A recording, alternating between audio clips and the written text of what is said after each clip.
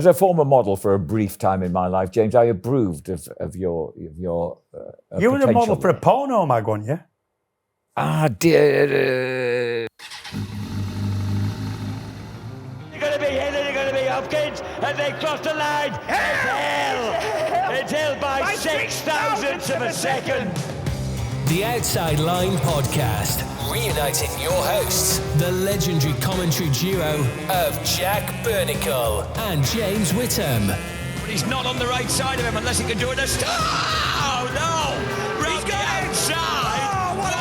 Oh, what a move! The Outside Line Podcast, powered by LS2 Helmets. Welcome to episode 18 of The Outside Line with me, Jack Bernicle, my lovely friend Sprout, and Sprout's dear father, James Whittam. You've had a couple of track days, haven't you, since I last saw you? Yeah, we're 4 in now, yeah. 2 at Anglesey, 1 at Croft, 1 at Cadwell. Cadwell Park, a good mate of mine, used to race back in the day. He's had a 125 Honda. It's called Marcus, lives in Huddersfield. Decent rider in his time, hasn't raced for a long number of years. Turned up with a 125 Honda RS 2-stroke that he bought brand new in 1996, and he's cherished it ever since. And he went out of the pit lane at the top of the mountain, because we use the pit lane up there. Yes, yeah. And got as far as the left-hander at the All Bends, literally 50 metres, and fell on its side at about 30 miles an hour. Colt tyres. It was a warm day as it got up, but at 9 o'clock it was quite cold. So cold track temperature, cold tyres, no tyre warmers. As it turns out, he's not hurt, and he's wondering what had happened. We looked on his tyres. The tyres were about half the age of the bike, so about 20 years old. Anyway, I think... Did he finish the day? No, he didn't, because he didn't have space to fix it. But he kind of went away from the day with a kind of bit of, with his chest out a little bit, because he'd kind of fallen off. So, and it was only doing about 30 miles an hour. So, but yeah, we've done 4 really good days, thanks. I had 2 very enjoyable days at the Stafford Classic, despite the fact that Messrs John McGuinness and Dean Harrison had been out on the Ale on Friday night, celebrating McGinley's 30th anniversary at the TT. Yep. Yeah, he was stunned by the number of guests who turned up and the wonderful occasion in the Gaiety Theatre, so much so that he never went to bed. So he was a bit second-hand, they had to fly out early from Ronald's Way to Manchester to get to the Classic show. And he wasn't at his best first thing in the morning. He looked well enough, but things warmed up as the day went on. Good. And you got a good day for it, didn't you? We got the weather was fabulous. Yeah. There were a lot of people out, a huge amount of people outside because the weather was so good. Not as many people as I wanted to be inside around the stage, but the actual chat with the lads was great. Actually, Dino's a bright lad. Oh, lovely kid. Yeah, lovely kid. They both are. Yeah, they both are. Dean's, you wouldn't call him academic, but he's so savvy. Yes. So good with engine. You could build an engine. He's mechanically absolutely spot on. Yes. Really helpful. He used to come, not now because he lives in Alaman, it's impractical, but he used to come instructing on the track days, and anybody's bike broke down. They got a puncture on the van. Once had a transit with a turbo that had blown. He's underneath it with his flipping overalls on. Oh, yeah, he's so keen to help, and he knows his stuff. He's a savvy lad, yeah. We've had a bit of racing on track as well since we last met up here. Yep. A bit of MotoGP. Did you see the sprint race? Mark Marquez, So this what was going on? Well, the weather came in. The team informed him that the wet bike was ready. It's quite early. He fell off at the last corner, picked it up, got straight back into pits, got out on his wet bike and won, which is flipping impressive. Really impressive. Did you see Toprak's save? Yes. I see something like that and I think, wow, on a 40-kilogram mini bike, when your knees are nearly touching the floor anyway, on painted surface that's not going to grip and flip you upside down, you can kind of do that. Yes. But that's not to say I know how Toprak and others managed to do that on a MotoGP bike. It looked fairly slow, but I know that corner, and he would have been doing probably 50 or 60 miles an hour as it went. Yes. You try holding a motorbike up of that weight, Yes. doing 50 or 60 miles an hour on your knee and your elbow and then getting it back, albeit it's slowed down by the time it comes back. So pretty impressive. But I saw one or two comments that, well, it's not as good. This is what people are like sometimes. It's not as good as, Marc Marquez did at wherever it was. But I think, Christ, do you know what you're watching? Yeah. do you know what you see? So yeah, really impressive. But it was Alex Marquez who won it for Grazzini, the main race. Yeah, brilliant ride. Marc Marquez obviously made a mistake and went down. But yeah, good to see a local boy winning, because of all the MotoGPs, Jerez is kind of you'd call it the sort of home of MotoGP, really. Yes. For a lot of reasons. It's an old school circuit that they still go to. A lot of the old school places we don't go to anymore for MotoGP. We discuss all this. Jerez is old school, brilliant circuit. I love racing there. I think everybody loves it. A little bit of everything. It's just fantastic. They get a massive crowd in there for MotoGP. Massive. Bigger than they ever got for World Superbike. They never got more than sort of 25,000 for World Superbike, and they get, 90, 100, 120,000 at MotoGP. The whole town's taking over with motorbikes. It's brilliant. And because generally in the latter era, you generally get a local boy winning. So you kind of like to see that when the punters are there. Yeah, it was a good do. Yeah, very good. It's a good do, yeah. Rowdy. Probably a slightly better do than World Superbike at Assen, which was predictable, it felt. The point is this, before this season started, because there's a new Ducati out, because Buliga did what he did last year, because Top Rack's away at MotoGP, we sat here, and I sat with my friends in the pub and wherever we were at, and we all said that it's not whether Buliga's going to win it, it's how many rounds he isn't going to win.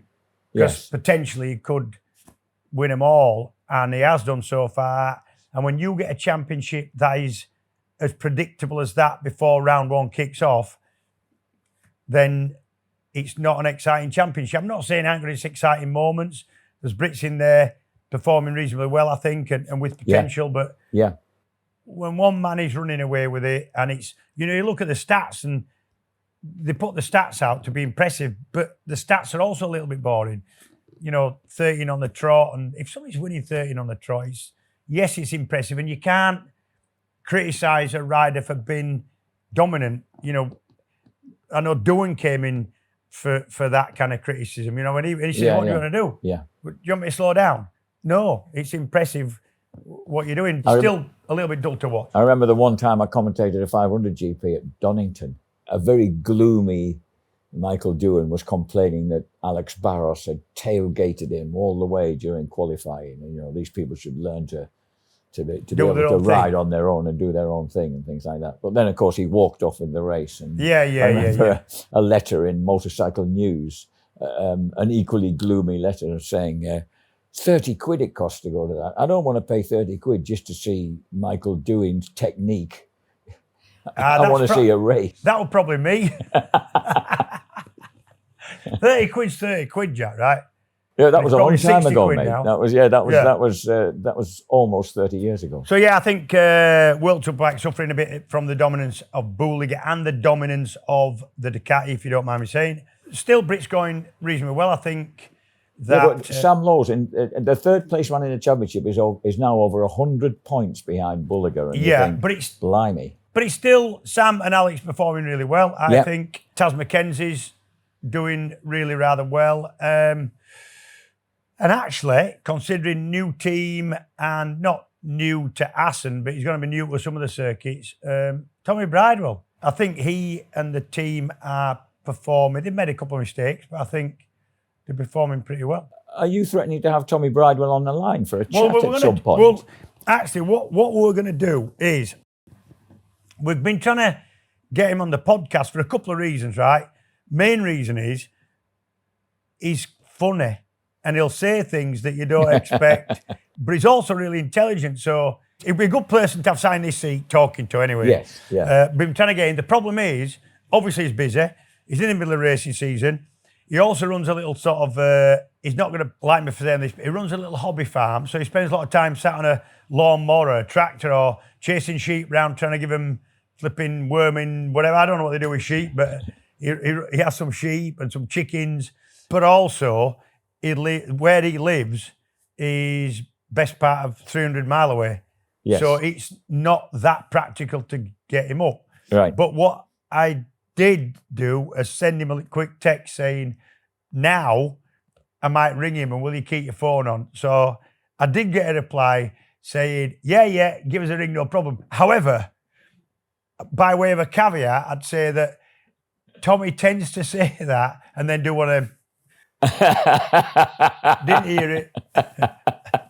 I was busy feeding the chickens. So I'm going to, what I'll do is, we reckon the technical staff over there, and Sprouty, reckons that if we give him a ring and put it on speaker, this might pick up.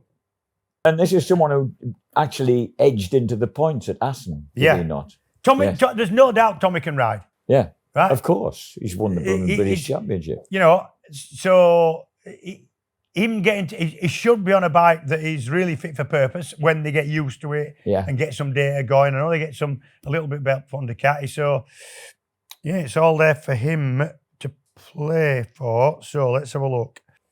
You know this is going to go a bit wrong. I do, because I know what he's like. All right. It's ringing. All right, Whit. Mr. Tommy Bridewell. How are you? I'm all right. You're live on the podcast, but that doesn't mean you can't say what you think because it's a different environment. This isn't TV, and you don't care what you say when you're live on TV. So, how you doing, mate? Yeah, no, I'm all right. So, are you rolling? Are you already? Yeah, we are rolling with it. Yeah, we get cracking. We work hard up north, you know. You sound like you sat in your luxurious kitchen. Fuck me, I tell you. Yeah. Well, I didn't get back late till last. Didn't get back last night. Late last night. What have you been doing? Testing? I was in Aragon. I was in Aragon for 3 days, just on my practice bike because Aragon's. Have you rode there? Yeah, I have. Beautiful place. It's hard though. It's man. So hard. Hey, listen, I've only done some parading and a bit of instructing, so it wasn't hard for what I were doing, but you're probably gone 40 seconds a lot quicker than me. Well, sorry, but yeah, so just got back from there last night and then literally getting everything sorted, ready to fly to Balaton tomorrow morning. So that's all go, innit? Good lad. You won't have done Balaton before either, will you? No, the only beauty with Balaton is obviously everyone's only been there once. So it's kind of like, yeah, a little bit on the back foot, but not too much. So, yeah, and to be honest, Balaton looks, if I'm honest, fairly kind of upright brake, turn flat out, upright brake, turn flat out kind of stuff. It is. I think that's what it looks like. I've never really raced there. But yeah, when you go somewhere that nobody's had a lot of time in and nobody's really tested there extensively, so you should be on a reasonably level playing field. How do you think things are going? If I'm honest, it's been a roller coaster of emotions. Me taking the decision to leave Honda because I wanted to be back on a Ducati, if I'm honest. Yeah. Then obviously the plan was that it was obviously full steam ahead to do the British Superbikes. So the team ordered the bikes. And in long story short, because I know your listeners aren't that bothered, but long story short, we went to Portimao alongside the World Superbike tests. Lee, the team owner, has got a huge connection with Ducati just because of the volume of bikes he's bought. He's bought a lot of bikes, yeah. Yeah, I think last goes on was like 45 odd bikes. Yeah. So anyway, we were there, and I said to Alan Jackson, the team manager, I said it seems criminal to take all of the best bits of this motorbike off and put Motec on it. If I'm going to be brutally honest, it's the reason the Ducati is so good is the electronics. It's been designed around it, hasn't it? Even now, I find it hard to put into words just how good it is. Like the electronics is so good. I've rode from multiple teams, bikes, manufacturers, or whatever, and they are miles, not even in the same zone of how, like, no chance will they get near what the electronics are on this Ducati. No chance. So then I said to Alan, I was like, do you know what? I said, let's just do World Superbikes. I said, do you think Lee would be up for it? And he said, well, would you want to? And I was like, yeah, 100%. So then Alan, I thought it was a bit of an off the cusp, kind of just a tongue in cheek thing. And then about half hour later, Alan comes back and says, "That's it, done." I said, what do you mean done? And he said, "Well, I've just spoke to Lee, and that's always been Lee's dream. Yeah. So the next minute, just by chance, Mick Shanley had sort of messaged me to say, "Look, I'm not sure what your plans are, but if there's a chance to work alongside you." So I rang Mick and I said, "Mick, we want to do World Superbikes. We want you on board. Can you help?" And so on. So Mick's my crew chief. He's been a big part of getting the whole World Superbike entry, speaking with Greg Lavia, speaking with Olga in Dorna, to get the entry confirmed. And that was it. So like I say, emotionally, it was hard because I'm all set to go in, fight for the British Superbike Championship, and the next minute you're flying around Europe, let's say. And the exciting part for me has been and you'll know that I'm no secret, I'm no young rider anymore, but I can still turn my hand to it. Where in your career, you're a rookie, and sadly you're only a rookie once, let's say, within reason, and that you don't realise that when you're a rookie, just how exciting it is to kind of think you're like a small fish in an ocean. Whereas now, I feel like I'm a rookie again. I'm riding against the world's best, and if I'm honest, and I know you and I are, and the listeners are very much big fans of British Superbikes, but I didn't realise the level of World Superbikes was as what it advanced. is. Honestly, and this isn't me. It's genuinely not having a dig at British Superbikes, but the way the World Superbikes riders go about it is been the biggest surprise for me. And I mean, FP1, as soon as that green flag goes out, within 8 laps, they're nearly on record pace. They don't necessarily go a drastic amount faster over the weekend, but it is green flag, bang, go. And it is, 100%. And even in the races, BSB's a little bit more, the lights go out and it's a bit of carnage to start with. And then it settles. It definitely settles where everyone kind of not knocks it off, but it compared to World Superbikes, as soon as the lights go out, I swear it is like doing a qualifying lap for 21 laps around Assen. Yeah. Braking, hence why you've got to be so fit and strong. So, going off topic, I think, but so that's sort of how we come about doing the World Superbike thing anyway. Are you enjoying it? Yeah, I am. It's it's been, do you know, and I won't go into it. I think the toughest part for me with all of it is it was exciting. It was, God, this is going to be great. And I appreciate and I completely understand that with, BSB and Stuart in the organisation would have been, and understandably, a little bit frustrated, so I'm not hiding that fact. I did 17 years in BSB and I felt I, probably brought a lot to the series, a lot of fans, a lot of support. Paid your dues. And I kind of, the only thing for me, even still now, is I felt like I deserved a bit of a, do you know what, Tom? Best of luck. We're here for you. If you need to come back or whatever happens, we wish you all the best. And that's the only sort of sour taste I have. I didn't get that, if I'm honest, and I won't go into it because it's not the purpose of this call.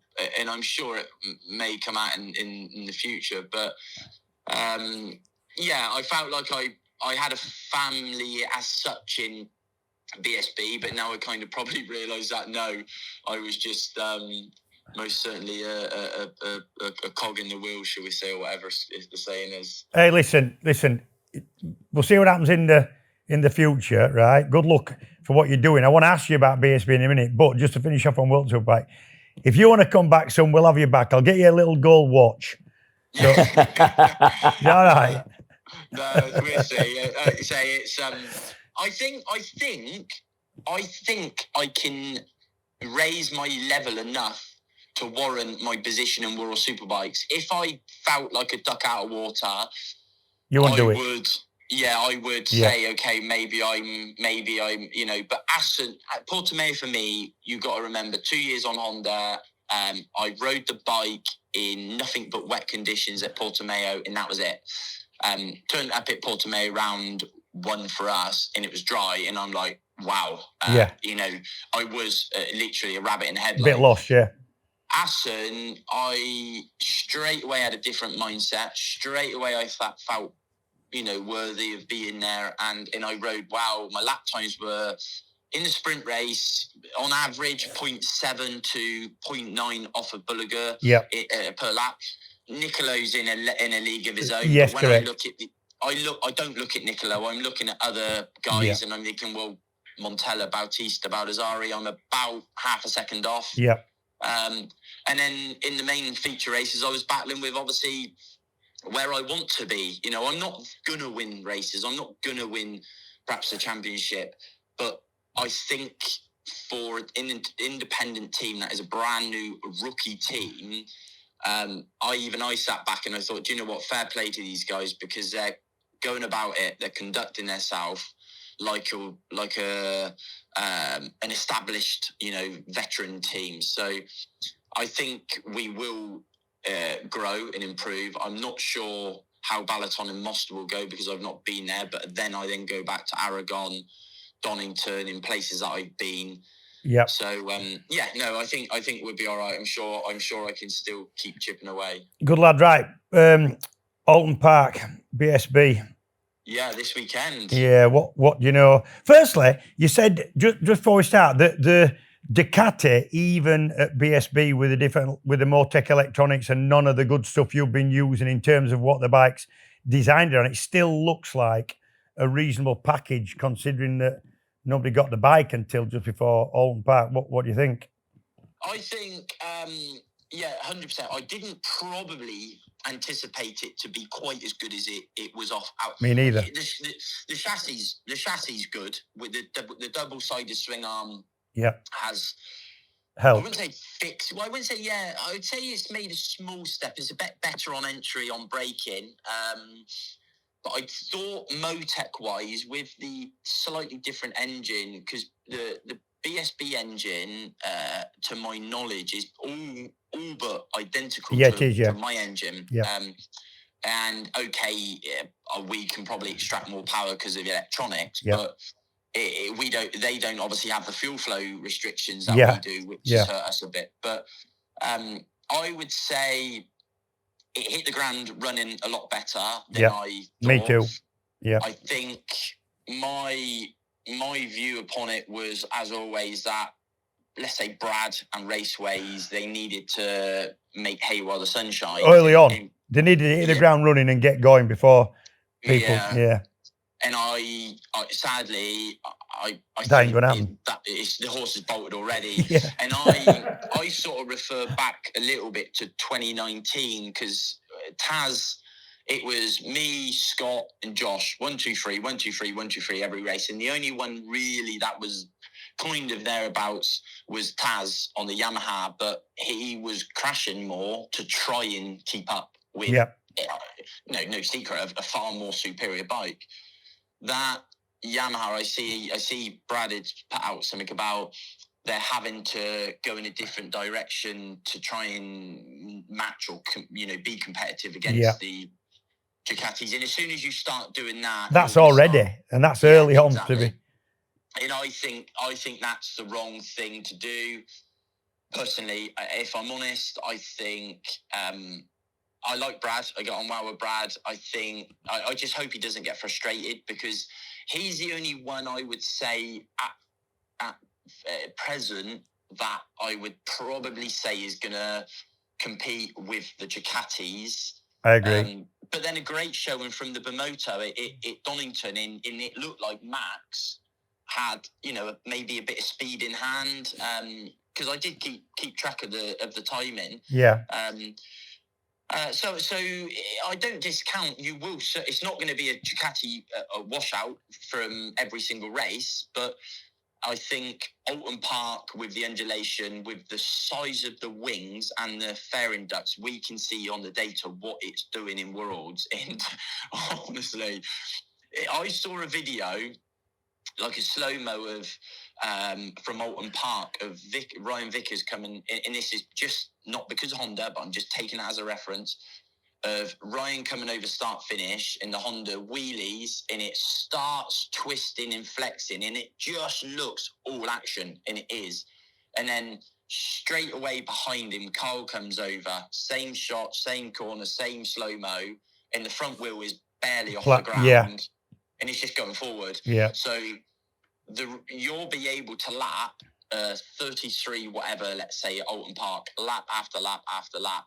And Ryan will eventually go, I got to wave the white flag here. And so will Brad, because they won't be able to maintain that. So I think, let's say, a bit of an Oulton prediction. If I was to do just an Oulton prediction, I would probably put, I'm going to say Glenn. Yeah. Because I know Glenn. I get on well with Glenn. And I saw a video of Glenn and Carl coming out the garage, and I can tell you that the mind games have already started. 100%. And I knew it would. When they get on the same bike, Glenn's, like I say, I get on well with Glenn, so certainly, please don't think I'm... There's a however coming here. Yeah, no, but it's part of racing. But Glenn's no forwind. I saw it and I thought, oh dear, it started already. And I also feel Glenn has a slight mentality like myself that it'll do whatever it takes. Yeah. Now, if you was to go on, let's say, if you was to go on form, you'd have to pick Carl. If you was to go on experience and the way he's able to like almost analyse what's happening in front of him, I think Scott has that edge. Over all of them. I do. Yeah.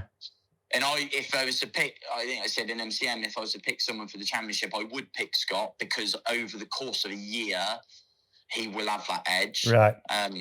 But yeah, I think Oulton, I can't see too far past Glenn, and to be honest, Carl will be there. And then I think Scott, did he have some chat? Did I read he had chatter issues or something? Yeah, apparently, yeah, but he still went pretty quick. Yeah, so I think Oulton is just going to be a Ducati 1, 2, 3 pretty much in every race. Right then, Tom. You can get back to what you've been doing this morning. We mentioned the hobby farm. What's your jobs this morning? You got a jobs list?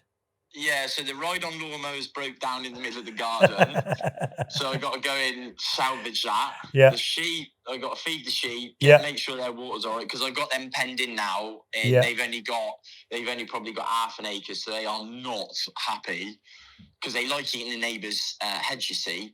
And then again, the big tractors dumped in the middle of the field with the roller on, and then I got to go and empty the muck heap. So, and with all of that, I then got to pack my bags, get ready for Balaton, and get a flight at 9 o'clock tomorrow morning. So it's not all bloody. It's all rock and roll for you, isn't it? It's all rosy up your bloody way. I tell you, I bloody got a graft. I got a graft day in, day out. Yeah, right. Okay, Tom. Where does he fly from? Where do you fly from, by the way, down there? Bristol. I'm gonna have to go Gatwick into wherever Balaton is. Is it Hungary? Hungary. Yeah, it is. Yeah. Get on the right flight, won't you? I'll try. Tom, Definitely. Tom, thanks for talking to us. Always a pleasure, and always get some insight from you. And good luck for the rest of the season and at Balaton, mate. Cheers. Yeah, pleasure, guys. I'll see you soon. Thanks, Tom. Cheers, mate. Oh, and that's Sprouty's gone for a quick stretch. Well, that worked all right. Yeah. Good lad. I love the fact that he's not sure. It is Hungary, isn't it? It is Hungary I'm flying to. Hungary? It is Hungary, yeah. No, Yeah. I'm just echoing Tom's sentiments there. He's definitely Hungary. I'm going to. Son. Balaton sounds like a fairly horrible, niggly place. It is. I would say you're right from what I've seen of it. Yeah. Tom Booth Amos. Yeah, good. With a rather handy performance. He got himself back on the rostrum in the first race, fourth in the... Tom's good. I've always thought Tom's got a lot of talent. He's made some mistakes. He's had some bad luck over the years. But I think he's got talent. I really do. I like Tom. Never gives up. He's quite a brave lad. I like Tom. Talking of brave lads, Ollie Bayliss has decided to compete on the same team in some of the British Superbike rounds, which I think is marvellous news. Yeah, Brad Peary fell off, who was riding for he's done himself a load of damage, hasn't he? Spiral fracture in his lower leg, which is a nasty thing. It means it's when you get an end blow and it kind of it breaks the bone into smaller pieces. It's like an end push instead of a snap. Yeah. Nasty thing. So best of luck to Brad. Nice kid. Nobody deserves that this early in the season or at any time. But what it does mean is they've got Ollie Bayliss in. Ollie's really keen on the British Championship.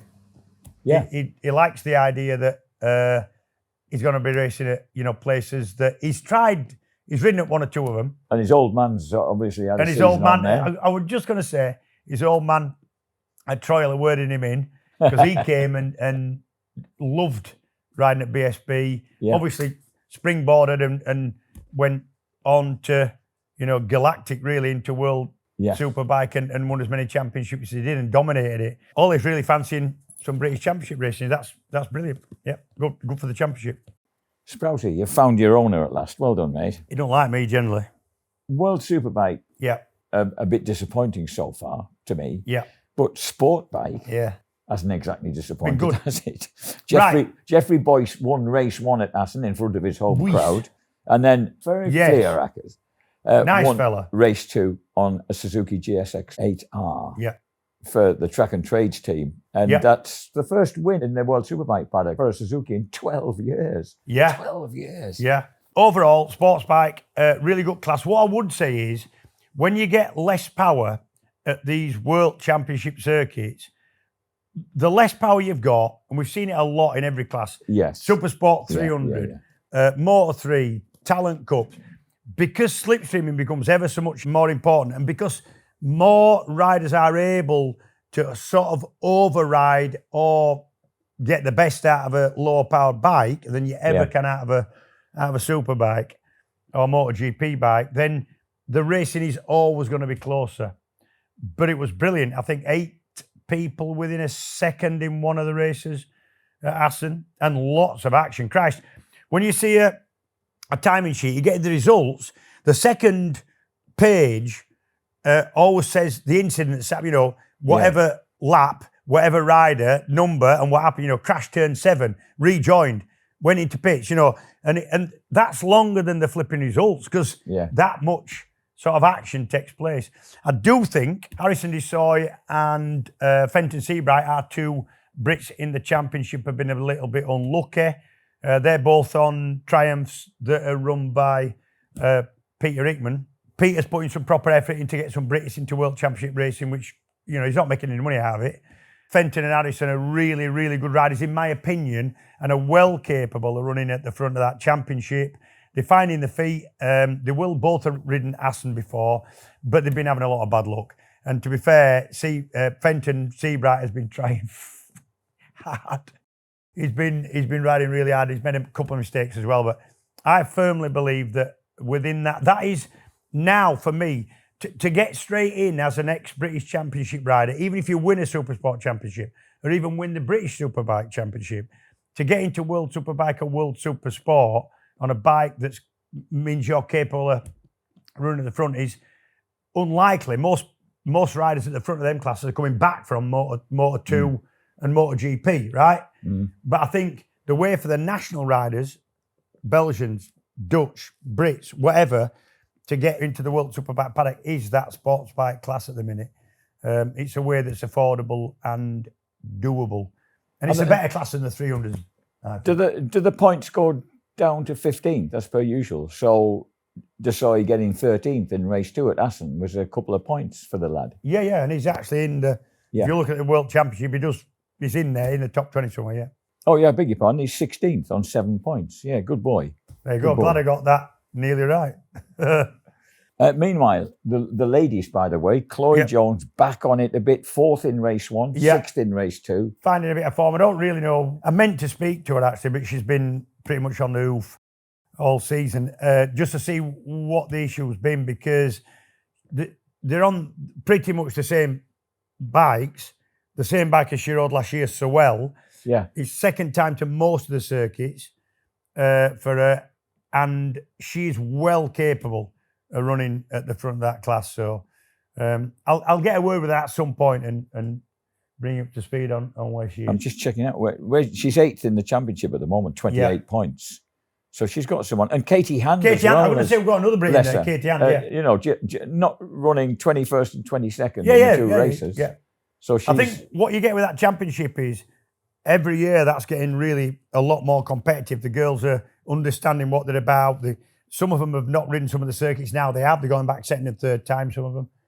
What about the story from America? This 18-year-old, Kayla Yakov. Yeah. Qualified on pole for a super sport, right? Proper super sport race in Moto America, road to Atlanta, first round, finished 4th in both races. Yeah. And she's already been on the rostrum in the Daytona 200. Third place in the Daytona 200. Never happened before. No. Wow.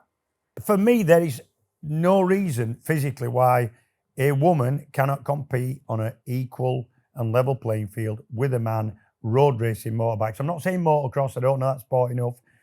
But for me, why?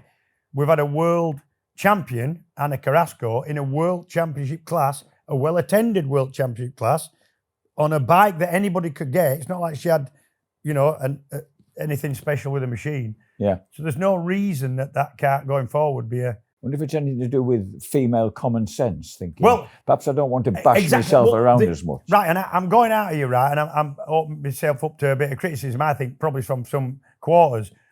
It's either because women haven't had the time to get into it, and maybe with time we'll get more and more women into it, right? Yeah. Therefore, more chance of getting somebody further up the pyramid. Or it's because it doesn't attract them as a sport as much. Yeah. Maybe, just maybe, because some sports are male-orientated, some are female-orientated. Yeah. Or it's maybe because they are not as willing to knock themselves about. Maybe. I don't know. These are all things I think about, but I don't know what the answer is. But there's certainly, for me, no physical reason why a woman can't compete on a level playing field. And maybe we're going to see that with the American lads. Because them's good results against good people. Blooming good results. Yeah. So, folks, it's time for our commercial break, featuring the new standard in armoured motorcycle jackets. The Roadskin Dakota Armoured Summer Motorcycle Jacket, modelled by the sensational James Whittam. Cue music. These are the ultimate AA-rated armoured motorcycle jackets for riders who demand superior safety, as does Mr. Whittam, unbeatable comfort and sleek styling during warm weather rides. The Dakota is designed to keep you protected and comfortable. Please note the jacket already has all the relevant Rayon armour inserted. Roadskin is a family-run company that sells CE-approved, award-winning classic bike gear that is comfortable enough to wear throughout the day, but engineered to protect your skin. Yep, good kit. Sorry about the modelling there, but yeah. I thought you did very well, James. I think I've got potential. You have indeed. No, good kit. It's good kit. I wear quite a lot of that. Like I've said when you're on you've been cafe race or your street scrambler, you don't want to be putting full leathers on, so it's really good stuff. As a former model for a brief time in my life, James, I approved of your you were a model for a porno mag, weren't you? Dear, not quite what you might fully understand by this. I'm taking that as a yes. Top shelf stuff, Jack. Yeah, but I was fully clothed, James. Oh. Sorry to disappoint you. Even had my late grandfather's flat cap on. All right. So, folks, that's the end On of that our happy commercial note. break.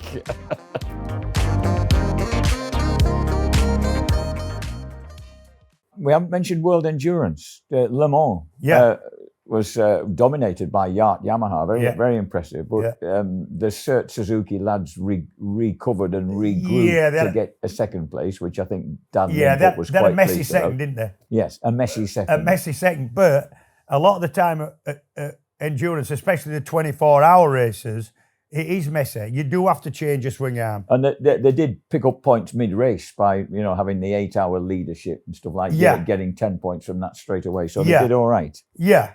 I think I spoke to Dan at Cadwell this last week. He was instructing for me and he was well pleased, given the issues they had. One of the issues, a couple of issues were expected. They do happen from time to time. That a gear lever or a gear linkage snap. It happens. Yeah. He left pit lane and he hadn't fitted, he'd done his own visor with the tear-offs on, hadn't fitted it properly and it kind of came loose. So he had to go straight round for a lap, back in, get it sorted. So even that's cost him, half a lap, whatever. Yeah. So, they had a few issues that sometimes occur, but they were a bit unlucky to have a few of them occurring this time. But he was happy with it. That sounds more idiocy than unlucky, doesn't it, really? But no, not really. There's things happen, don't they? I only ever did 3 or 4 24-hour races, mainly as kind of a guest member. Enjoyed them, hard work. On one of them, the team next to us, Doug Poland, they put in the back wheel in, and as he putting the wheel in and putting the chain on and all the rest of it, he might have had a quick release reel anyway. As they're putting it in, he somehow got confused, got it into gear, spun the flipping back wheel up, which the chains grabbed and taken half the swing arm with it. And so they had to fit a new swing arm, new chain, new sprockets. And that was that's the first pit stop. So stuff does happen. Yes. Trying to keep a bike going for 24 hours, revving the way it's revving, riding it the way that to have nothing go wrong in 24 hours. Big ass. Oh, I think it is. Yeah. And Yamaha have a history of things going wrong, usually fairly late in a race. So they've done well to keep that all together. The thing was, the motorbikes are less stressed now. So they don't actually explode as often. Back when I did it, we're on 750s, producing nearly the same power as they did in Superbike trim. Yes. Really revving them. And they did go pop occasionally. And all you wanted was, if it's going to throw a rod, right, that's going to put you out. If you've got parts of your engine coming out through the crankcase, you're out, right? Yes. And if that's going to happen, you want it to happen in the first hour, not the last hour. The 23rd. Because by then you put a proper shift in, man. That used to piss you off. If it went wrong with, 20 minutes to go, you were flipping spewing. Yeah. Now listen, also, we were going to talk a bit about British Superbike, a preview show for British Superbike. Yeah. And the idea was that we possibly went through the teams and rider lineups. Yeah. Which is something, so I can throw some of these at you. Yeah. You're extremely familiar with them. And at some point, I think one of our questions later on from a kind listener is top 3 predictions for the end of the season. Always difficult.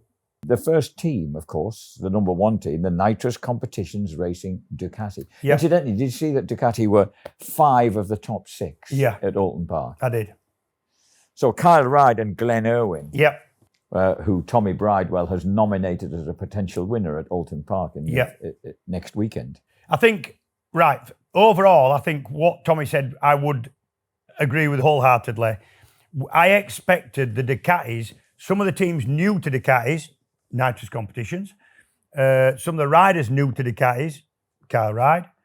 I expected them not to be as competitive as they are this early in the season. I thought somebody like Brad Ray, maybe Spud Nesbitt on the Honda, he's ridden that before.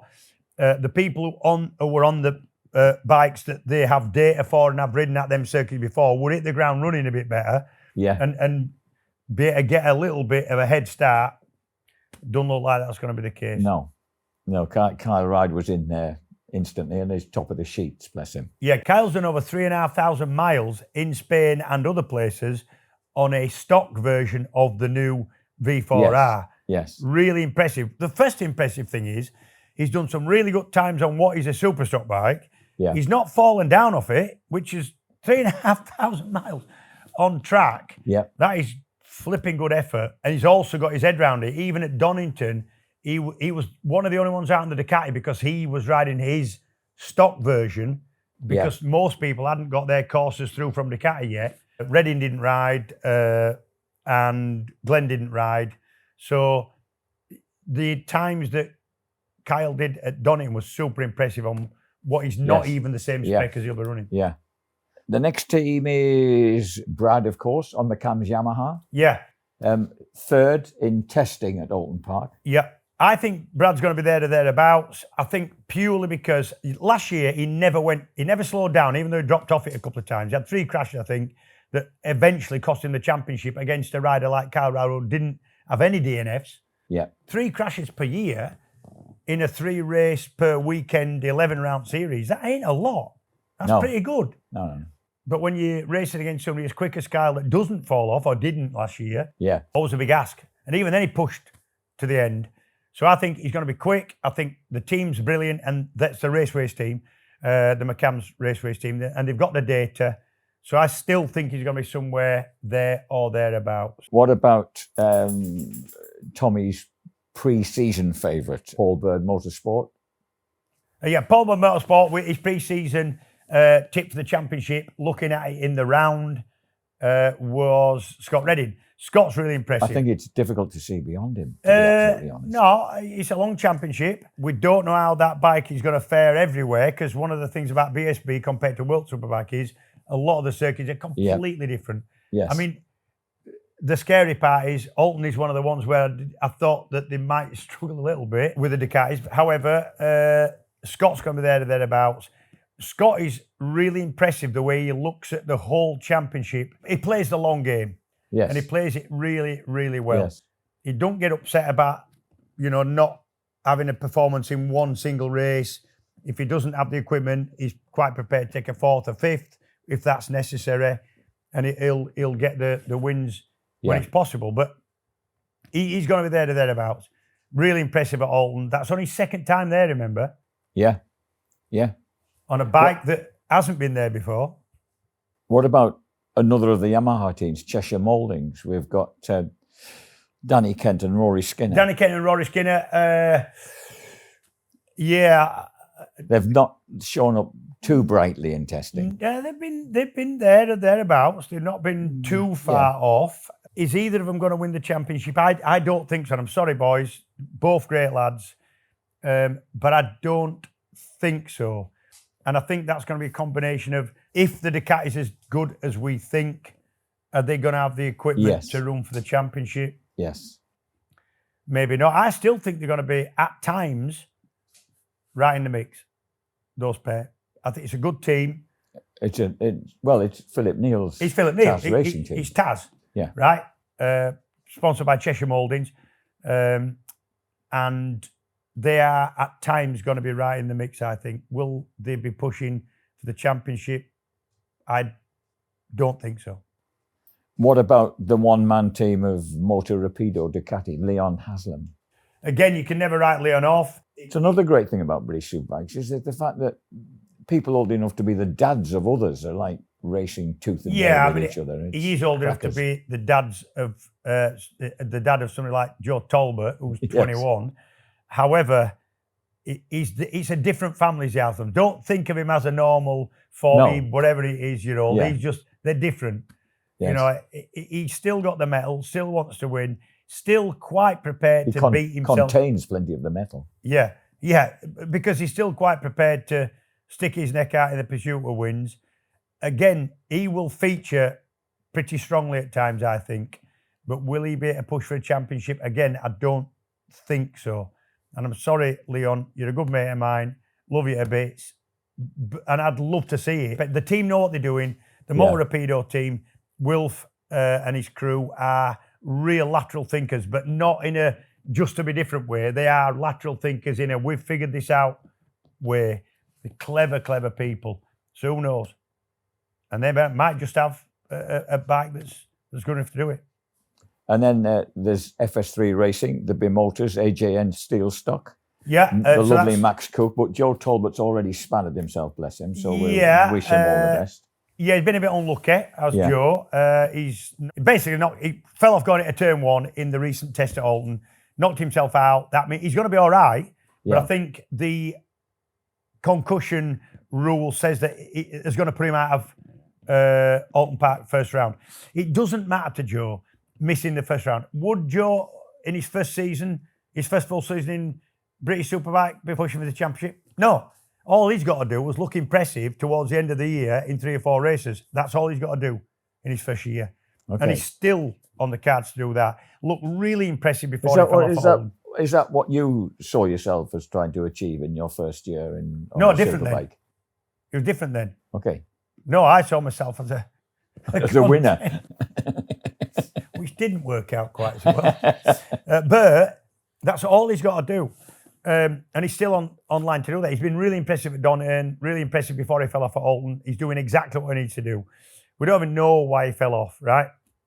I have a load of faith in Joe. And you told Max that he ought to be looking at winning the championship.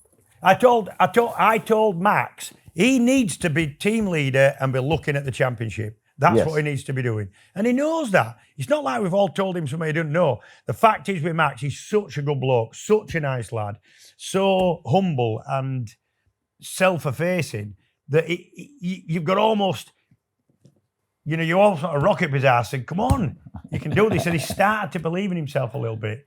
He's in the right team for that. The team is brilliant. Nigel and Darren are so good at nurturing younger riders. They always have done. Yeah. And he's in the right place for it. The Bimoto being the right bike to do it, I think it's probably going to be the best of the rest. Yeah. They've got a bike that is ultimately adjustable. You can adjust every aspect of that bike, which is brilliant because it means given time and testing and manpower, you can get it exactly how you want it for any circuit, including the ones in the UK. The downside is, if you can adjust everything, you need time to get to adjust it to where you need. The fear for me will be they need a benchmark early on to get the bike into a window that's going to be usable at these different British circuits. They're confident they can do it. They're also getting a lot of help from Bimoto, who the Bimoto chaps are quirky Italian engineers, right, who are into the racing. And they've seen some of the footage of what's happened in BSB the last couple of years because the team sent it him, and they are so flipping rubbing their hands together to get going. They're sending them parts. Oh, we think this will work. They're bombarding them with help and parts, and that's going to be a brilliant thing. So I wish them all the best. And just to go away from that, everybody wants to be on the winning bike, right? So, and there's a lot of Ducatis in there. But it's nice to see somebody on something else, right? Oh, hell, yeah. Like, for example, the Dow Racing boys on Hondas. Yep, Dow Racing. Well, there's a lot of Hondas in there. I think Josh Brooks and Lee Jackson. Yeah, I think we haven't seen Hondas dominating for a few years now. But I think if you're going to buy a motorbike, make it into a British Superbike and run it for reasonable money to get a bike that's reasonably competitive, that you can run, that people understand, that your mechanics understand, I think the Honda's a good option. I think it's the nearest to what I would call an old school superbike. The original idea of a superbike. Well, you go and buy a road bike, you put a kit on it, you get the bits you can, and you go and compete. You were never going to compete with the Belgada Yamaha or the factory Honda, but you could compete reasonably, and that was the whole ethos behind. So, do you think that Brooks and Jackson have some sort of chance then? Winning a championship, no, honestly. But yeah, they're going to have a bike that is fit for purpose, and they can probably understand it. And some places it's going to be all right. I can't really understand why the Honda, especially the factory Honda, the Honda Racing one, hasn't been a little bit more competitive. I don't understand it. I think most people don't really understand it. It should be. It should be, especially. I know they've struggled a bit at World Superbike. That's a different set of electronic rules. I think it should be more competitive in Britain. But I think in terms of a bike to run and understand, I think Honda's a good bike. What about a young chap who was there in the sunshine in his top hat at the Classic Show on Sunday. Storm Stacey on the Batham's Ducati. Right, so what Batham's done is... And that's looking quite... Exactly. The way they've done Just it be a little promising. bit careful here, Jack. Yes, you're right. However, where's he looked impressive? And I've nothing against Storm. Storm's got a load of talent. Really like him. He's a lovely lad. Comes across slightly brash at times. Oulton Park? Oulton Park. Yes. What did he do last year at Oulton Park? Oh, he was very good. Nearly finished at Rostrum and looked super impressive. So he likes Oulton. Didn't fare quite so well first time out of the Donington test. That's not to say I think that team's going to put a good bike together. Rutter knows his stuff. Old sage that he is. He will put a good... Then they've made that bike out of a road bike.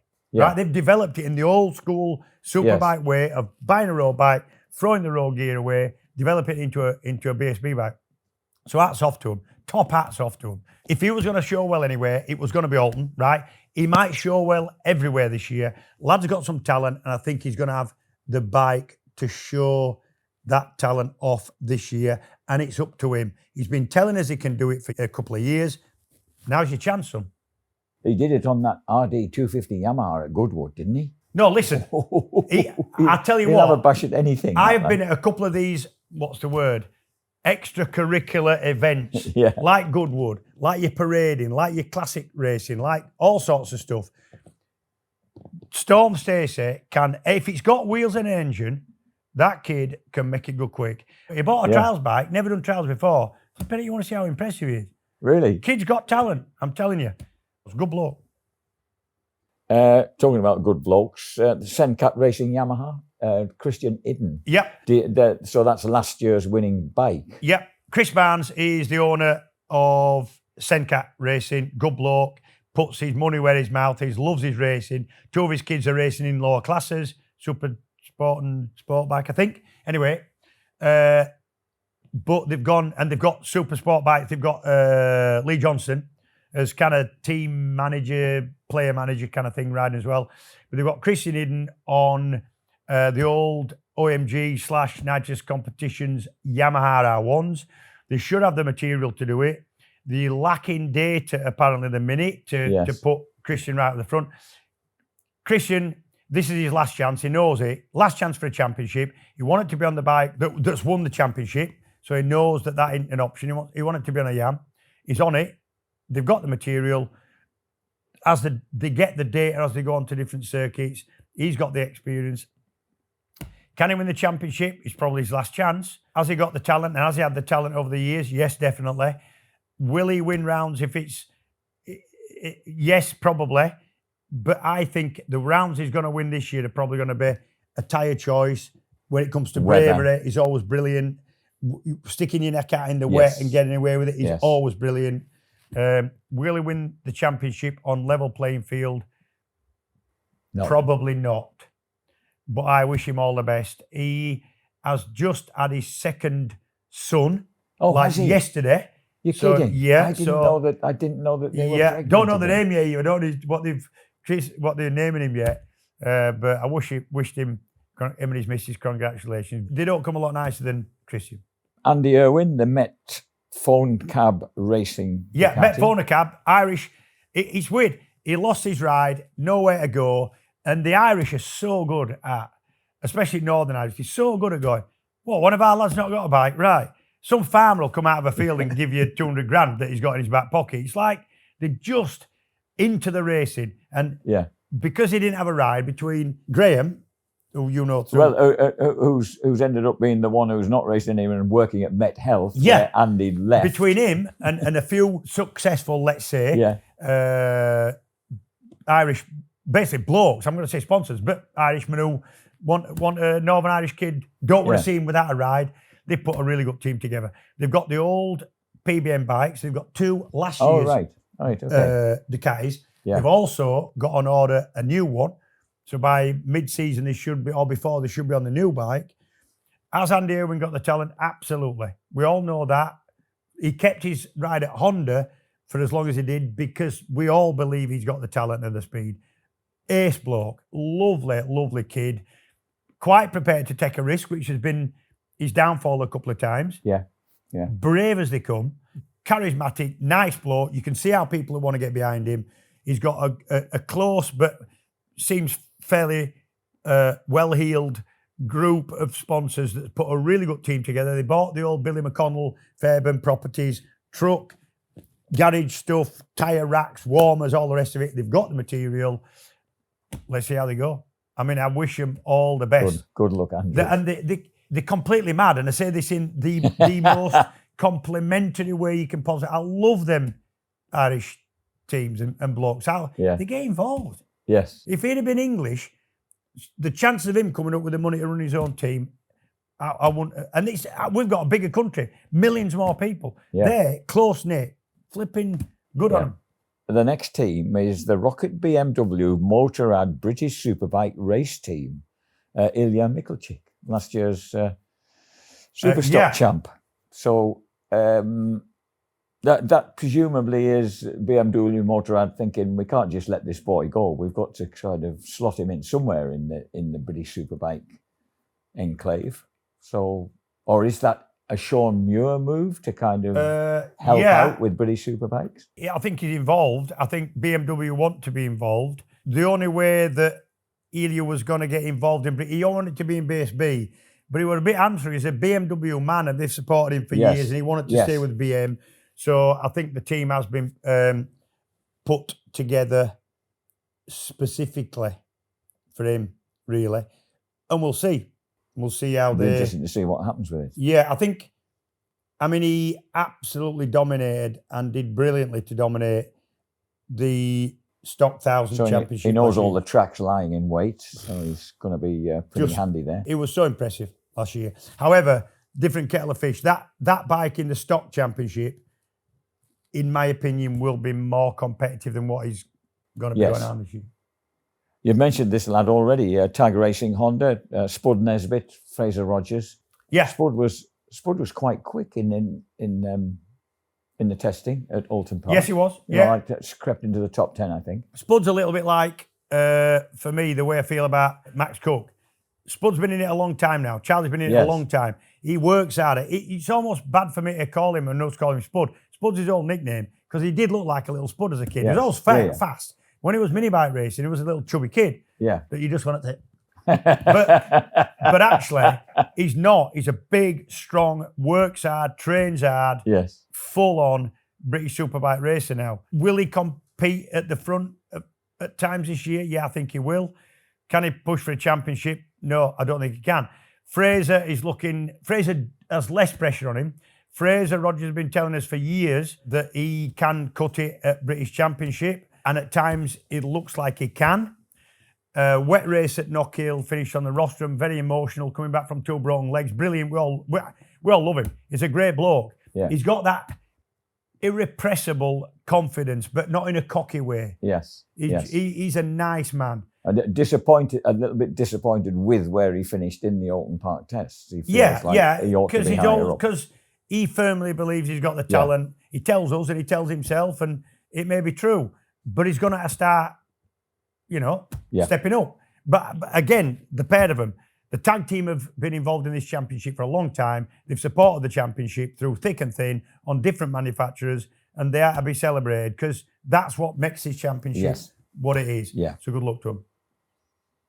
The LEW810 Racing BMW Motorrad, of course, the other BMWs, Hickey and Davey Todd. Yeah. Peter Hickman's dad, Dave, he called by Julian Ryder's stand at the Classic Show on Saturday when I happened to be there having a chat with Julian. Yeah. And as he left, it was lovely to see him. He looked very, very well, really well. And as he was leaving, he said, Peter's not right, Peter's those injuries, it's quite difficult for him. It didn't sound great news. Right, so what he's talking about, what his dad, Dave, he is hurt talking about himself is the crash at the TT. At a place called Glen Tramon, which is a really fast corner. The tyre blew out because it had been rubbing on a bracket that had broken. This was the TT25. Pete was a lot worse knocked about than what. There were a lot more, not more serious injuries, but a lot more injuries.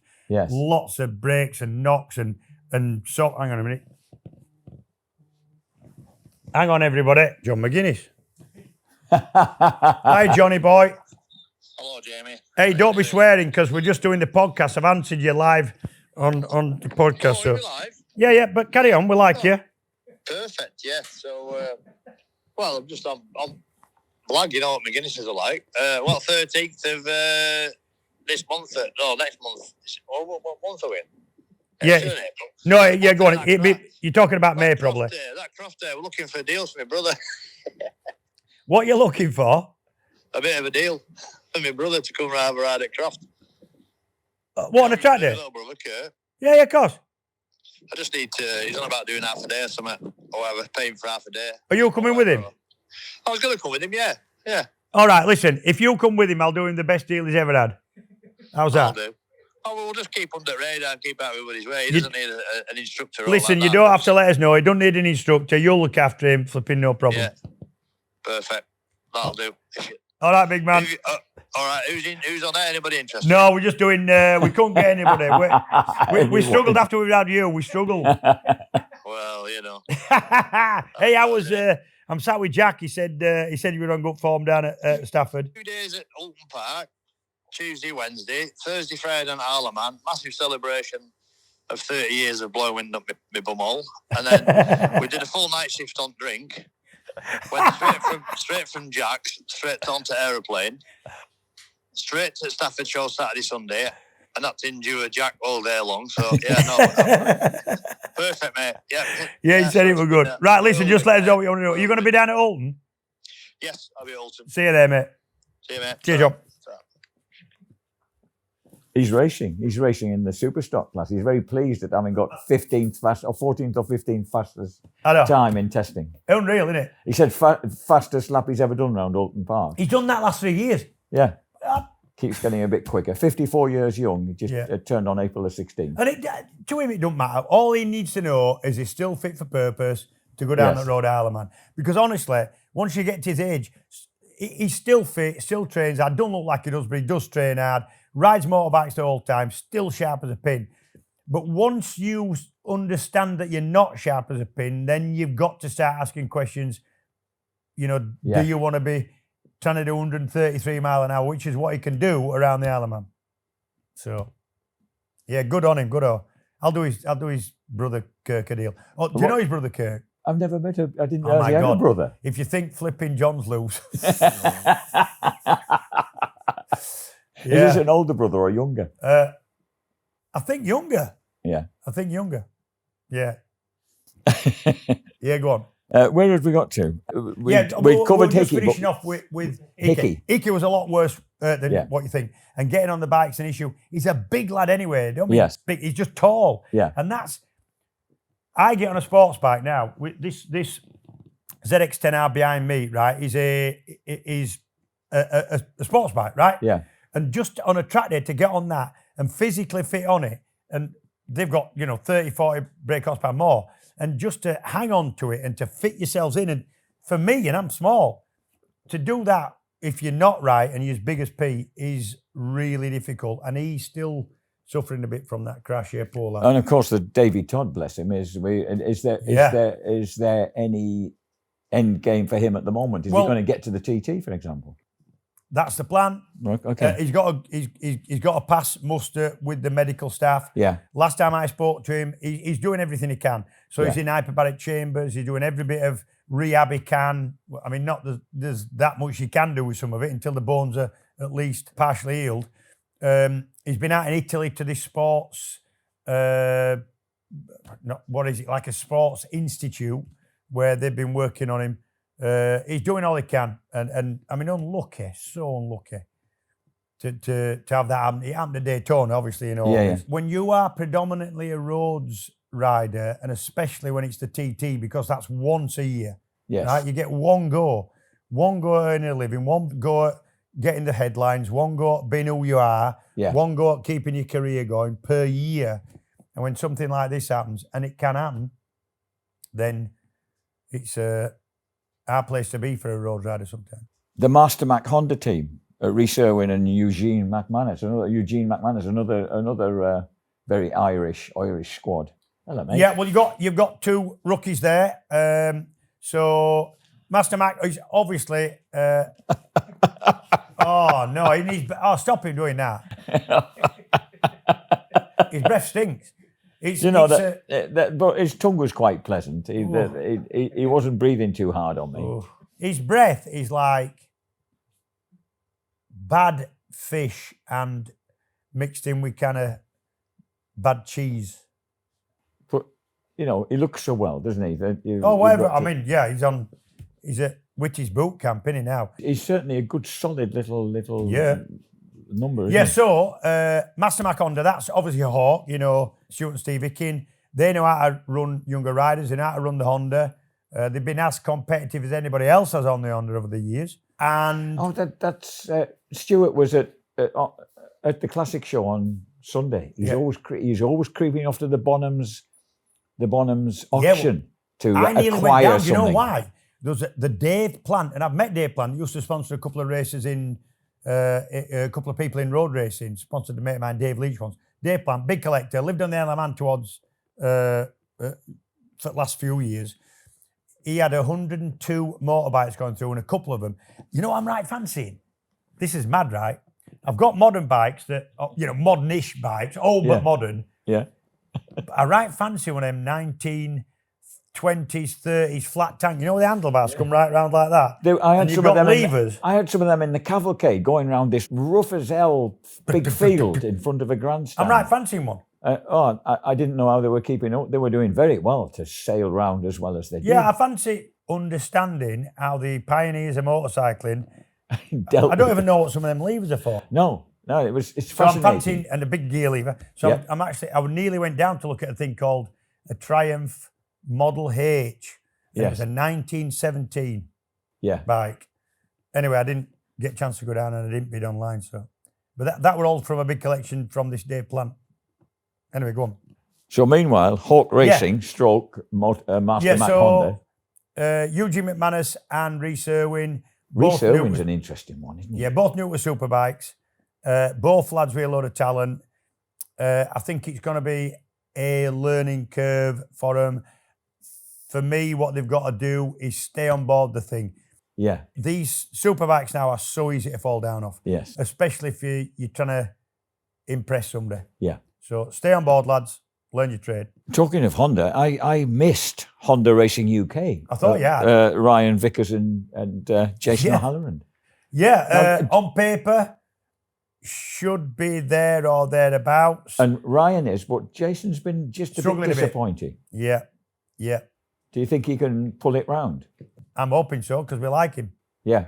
And he's never not been at the front of any BSB Championship he's ever been in. So with a bit of luck, yes, he can.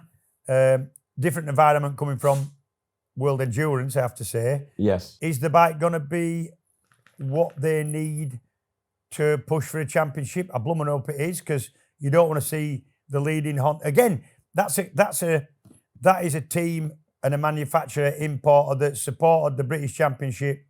Yes. Without question and without a gap forever. Yes. So they deserve some success, and it's difficult to see why they can't get it. But at the minute, it probably looks like they need the bike to be a little bit better for Ryan, and I hope they can run right at the front. If putting that down, that means we're done. No, there are some other things on this list, but they're kind of the Whitecliff CDH Racing Honda, Luke Hedger. Luke Hedger, brilliant, as his odd ride, not without talent. Is he going to win a championship? No, he knows that. But if he can pull out a couple of good rides and take a few, not factory, but scalps. Actually, the last ones are all, what you said about having a bike that can be relied upon. They're all Hondas. The SM Racing Honda, Richard Kerr, was another good Irish lad. The thing is, right, when you're going into a championship and there's more to look at than just what is the most competitive bike. Yeah. It's easy to say, but Ducati's the best bike. Let's get a Ducati. Yes, yeah. Well, you need to be able to run a Ducati. You fought to run a Ducati. You need to be able to afford one. So as CDH Racing going into a championship with Luke thinking, we can win a championship. Because if they are thinking that, they're probably on the wrong bike, right? Yeah. But they're not. They're thinking we need to look impressive occasionally here. We can hold our own. They're looking at a different a different kind of, what's the word? A different goal in Window. the championship, Yeah. right? Yeah. And to do that, they've got to run the bike. They've got to be able to afford to run the bike. They've got to technically run the bike. Yeah. And I think Honda's a good option for that. And finally, the NF Racing Honda of Connor Thompson. Now, Connor, I don't know this lad. Don't know a lot about him. Is he another Irishman with the name Connor, or is it? No idea. I could be no idea who the lad is. We'll get back to you on that. So, folks, look, we've been told we've got to.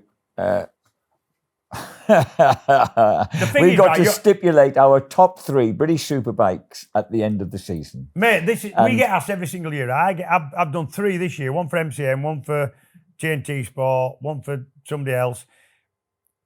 So honestly, are they always the same? Well, just like we were saying, Nicola Bulliger, who wouldn't bet against Nicola Bulliger in World Superbike, right? Yeah. And that's what's happening. British Championship, for loads and loads of reasons, right? We have no idea. Most difficult. It's like a poison chalice. Yes. It's just. Have your those different predictions all been the same? Yeah. Okay. But I might go on a different one now. The thing is, I was asked after it's all been very recently after the test. Yeah. So for me, what's made the difference and what in my choice is that the Ducati seems more competitive earlier than what I thought it would be, right? Yeah. So that's affected my choice. So I'm going no particular order at the minute. I thought it's got to be between Kyle Ryde, Scott Redding, and Brad Ray. That's not to say I don't think Glenn Irwin might push somewhere near and others, but I still think I'm going to go Kyle, Scott, Brad. That is exactly what my head had come to a conclusion on. I was stuck between Scott and Kyle, and I was me thinking, too. No, I think Kyle. This might be the one. So is that what you're going for? Yeah. Right. So, except I might put Glenn Irwin third. Exactly. And I think I'll put Glenn Irwin third. Hey, if anybody from BSB, any of you boys are watching this, we've got to say that good luck to you all, right? It's going to be a mega championship. Yeah. And if it went away from what I think, bloody good luck to you. I'm quite happy to be proved wrong by about 15 riders, all right? So, including Connor. Connor, if you're Connor Thompson, if you want to let us know a bit about yourselves, then, it's just join in. And who also we want you to join in. If you're sat at home and you've got your opinions, we want your opinions through YouTube. Subscribe to our channel on YouTube and put your prediction. Messages with your prediction now, before BSB kicks off. Attached to episode 18. Yep. And at the end of the year, we'll get the right answers. I know it's a long time hence. And we have a set of genuine, as worn by Alex Lowe's Kawasaki Factory Suit, as made for him by RST. They are beautiful. However, they're flipping small. Oh, okay. When RST sent them up, I tried to put them on. I don't know why. Really? They wouldn't fit on you. I can't get them on. Well, I can actually just about get them on, but I can't stand up. When I've got them and I'm hunched. Some genuine the 2013 British Superbike champion, Alex Lowe, his leathers from his World Superbike outings in World Superbikes. So, folks, subscribe to our channel on YouTube and drop your predictions for top 3 British Superbikes on to the comment section, episode 18. Remember, episode 18. So get ahead and do that, and see if you come anywhere near our. I was going to say feeble attempts, but we've done our best on that score. And do you know what? To look at a championship and think we've got a little bit of experience, we've seen, we know it's racing, and for us not to be able to be more definite is a brilliant. That's a brilliant thing for the championship, because it means it's an open championship. Excellent. So look, we've got the first round of BSB this very weekend at Oulton Park. Yep. Who do you think is going to win it, James? Again, really difficult to call. It could be wet, it could be dry, it could be in between. I thought that isn't the weather forecast reasonable for even for my not native northwest. Yeah, no, I get it, but you home. know what it's like. BSB even early in the season, we're into May, aren't we? So my prediction for the weekend would be there's 3 races, right? Yeah, and I'm gonna go. Kyle will win one. I reckon Brad Ray might win one. I think Brad Ray is going to win one, and I'm going to go Glenn Irwin, but only because Tommy kind of talked me into that. Yeah. When was the first time? When was the first time you ever rode around Oulton Park? 1983. 83. Yeah, of 16. And my dad had bought me a 125 Honda race bike, little MT 125, 2-stroke. 25 horsepower, and a mate of mine called Jamie Lodgery, and he was starting, this was pre his second season. Yeah. It was pre my first ever season. I'd got my ACU license, which, by the way, you didn't have to do anything. There's no course, no nothing. You send them 15 quid and they send you your license back. You went to Oulton Park and Cadwell did it and Mallory did it. All the circuits did it. It wasn't like now where every circuit is used every single day for a car, track day or a corporate photo shoot, or they were empty for most part. So Thursday was open test day at Oulton. We went in Jamie's van. He'd be 20. He had an RS 125, the model up. Yeah. I'm on an MT. So we got there and there was about probably 15 riders there, no problem. You paid your, 15, 20 quid, showed your ACU license, signed on, and it was just open pit lane. Nobody explained what to do. Nobody explained what I should be doing. You just wobbled out onto the track. Could hardly set off on the thing. And it just so happened, Honda Racing with Roger Marshall and Wayne Gardner had decided to do that day. And they had Formula 1000s, 4-strokes, and 3-cylinder 500 2-strokes. And they were wanging round at, obviously, lap record pace, and I'm wobbling round at flipping no pace. So that was my first ever run at Oulton. The speed differential must have been enormous. Correct. Yes. Yes. Where did they pass you? Everywhere. Yeah. They must have been thinking. When I got better at racing and got to know Wayne and got to know Roger Marshall, I asked them if they remembered nearly hitting some idiot with a borrowed set of Mick Grant levers, and they didn't. But I were hoping they did. So it can't have been that dangerous, because if they nearly cleaned me out and thereby nearly cleaned themselves out, they'd have remembered, wouldn't they? Yeah. And I were going to tell them, it was me. That wanker was me. Very brave on their part to be dealing with someone that's my part. Brave on my their part. I got there and I went, and bear in mind they had an articulated wagon and flipping on. We got there and I said, oh, Jesus. Jamie said, no, that'd be all right. Yeah, they don't do many laps, them factory teams. They'll only do a 2-lap run, and then, no, they were out all day. All day. Fast and powerful. You got to start somewhere, haven't you? So you weren't demoralised. You just thought, oh, this is my future. Yeah, and I didn't fall down, so yeah, all right. Congratulations on that. Look where it's got you. Yeah. This weekend, of course, you'll be reunited with the team, with your broadcasting team, which sadly will be bereft of 2 of its great standout characters of the last couple of decades. Yeah. Ren Hiscott and Amanda are both missing, I believe, from the team. Yeah. I mean, essentially the same crew, TNT Sport, but it's the same crew as Eurosport. A lot of them. So I'm working with Shaky and James Hayden and Matt Roberts and Danny Buchan now, and it's a brilliant team. We know the sound people, we know the camera people. I really look forward to going. Yeah, of course. It's a great lovely social side to it as well.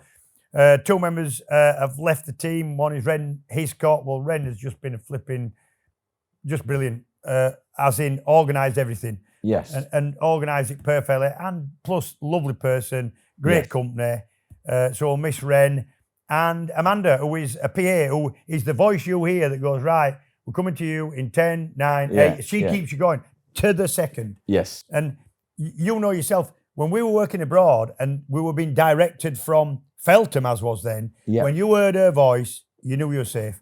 She'd never throw you under a bus. You knew exactly where you were. If she needed to be stern with you because you'd done something wrong, she was. And you just got to trust Amanda so much. So, we're going to miss both of them, not only at the work, but also at the social side as well.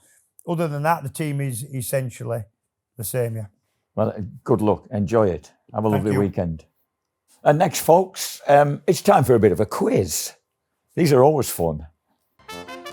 Jack Track Trivia, powered by LS2 Helmets. Now, ladies and gentlemen, your host, Jack Burnicle.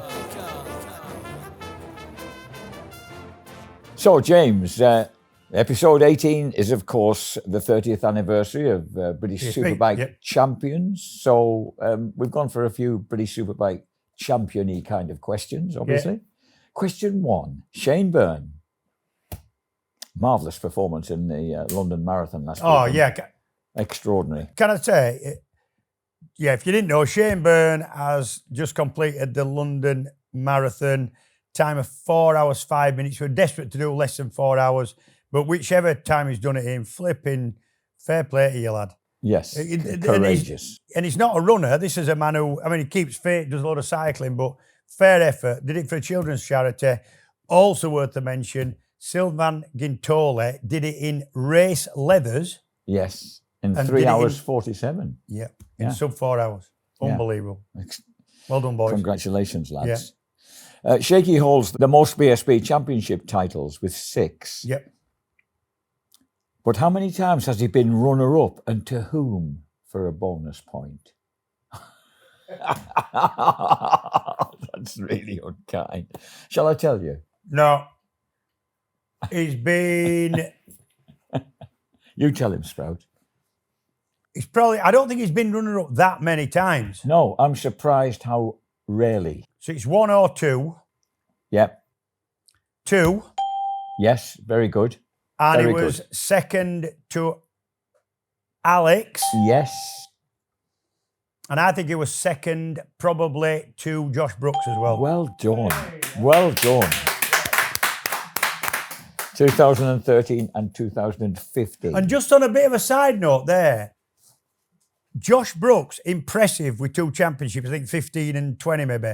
But he finished, he was way up there in loads of championships virtually his whole time in BSB. And a couple of them times when we're watching Shane Byrne dicing with somebody else for the championship at Brands Hatch, flipping Brooks is up the road by about 10 seconds. Yes. He did that a few times. Yes.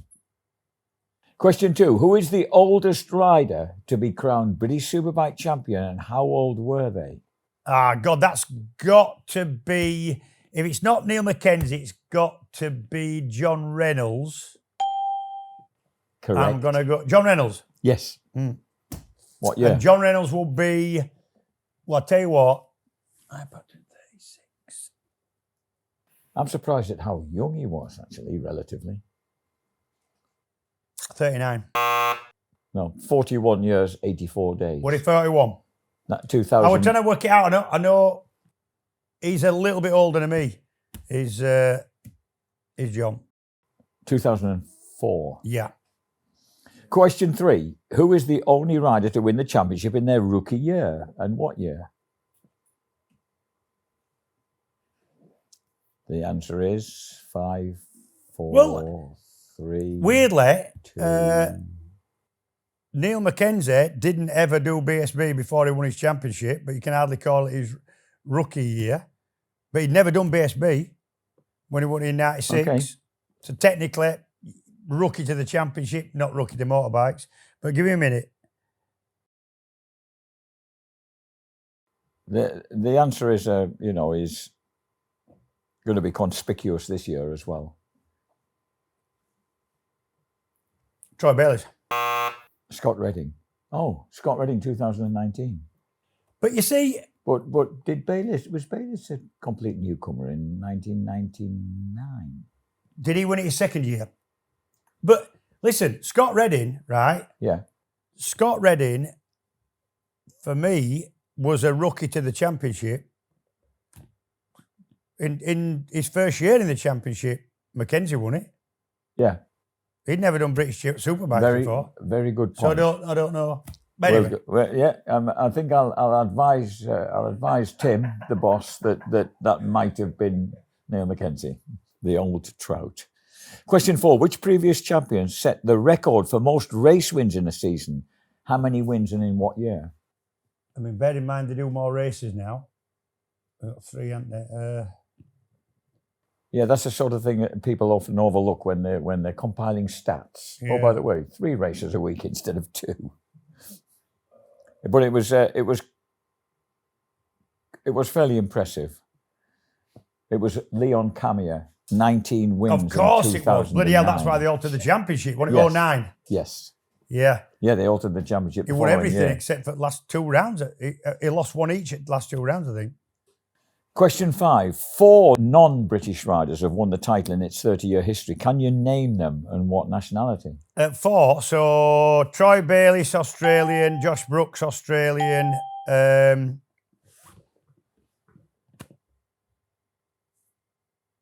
Did Greg Levere win it? Yes, he did. Greg Levere. The year before I worked with you on it. And, oh, God.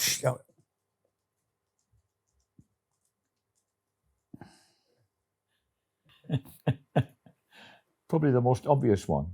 Yuichi Kianari. Oh, Kianari. Jeez, yeah. Japanese. Kianari, yeah. Flipping, you forget how good he was. Yeah. Question 6. This is interesting. Fill in the blanks with the name of a manufacturer prior to their championship wins. So 13 wins would be 7 wins would be 5 wins would be 4 wins. Manufacturers. Yes. 13 wins. Got to be Yamaha. Ducati. Is it Ducati? Yeah. 7 wins. Got to be Yamaha. Yamaha. Got to be. 5 Neil wins. won 4 of them. 5 wins. Oversized. Kawasaki. Yep. 4 wins. Suzuki. Honda. Honda. 1 win. Suzuki. Suzuki. Yeah, he were on Ducati rest of the time, wasn't he? When thinking of Reynolds. Reynolds won 1 on a Risley, didn't he? Yes. Yeah. Gosh, is that the only one they've won? That's a surprise, isn't it? They're right in contention for the AMA American Supercross Championship with a couple of rounds to go now with the German Ken Roxon at the age of 31. That would be quite a feat. Kickstart Kenny, they call him, because this is a kickstart on the Suzuki. Yeah, that's right. Yeah, 450. yeah. Question 7. Can you name 8 championship runners-up who have never won the British Superbike Championship? No. It's very... No, it's an interesting list of people of all runs. So, Stalker, for example. Me, Stalker. You're not on this list. Well, I never won a British, not in the modern era.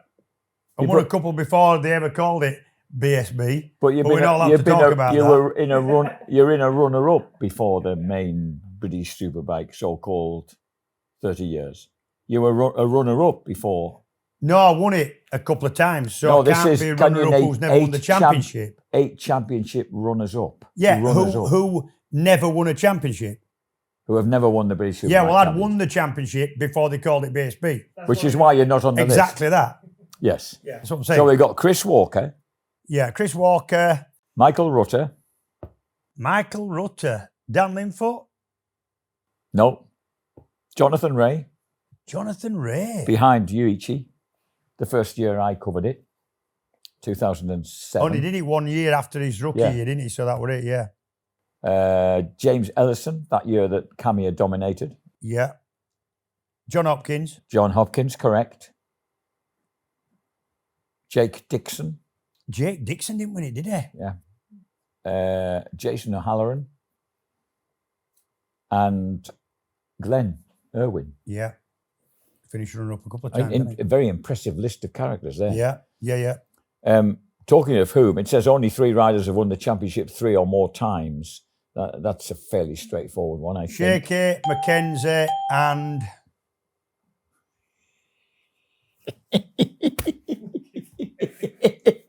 Kinari. Yes, well done.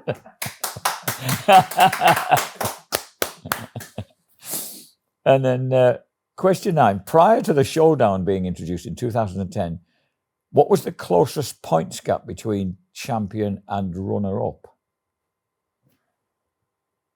Was it? Well, I mean, you're doing that, so it's obviously 96, and I think 3 or 4 points between me and Mackenzie. 4 points. 4 points between you. Went into the last round equal on points. So it's whatever he got for a second and a first versus my first and a third. 4 points.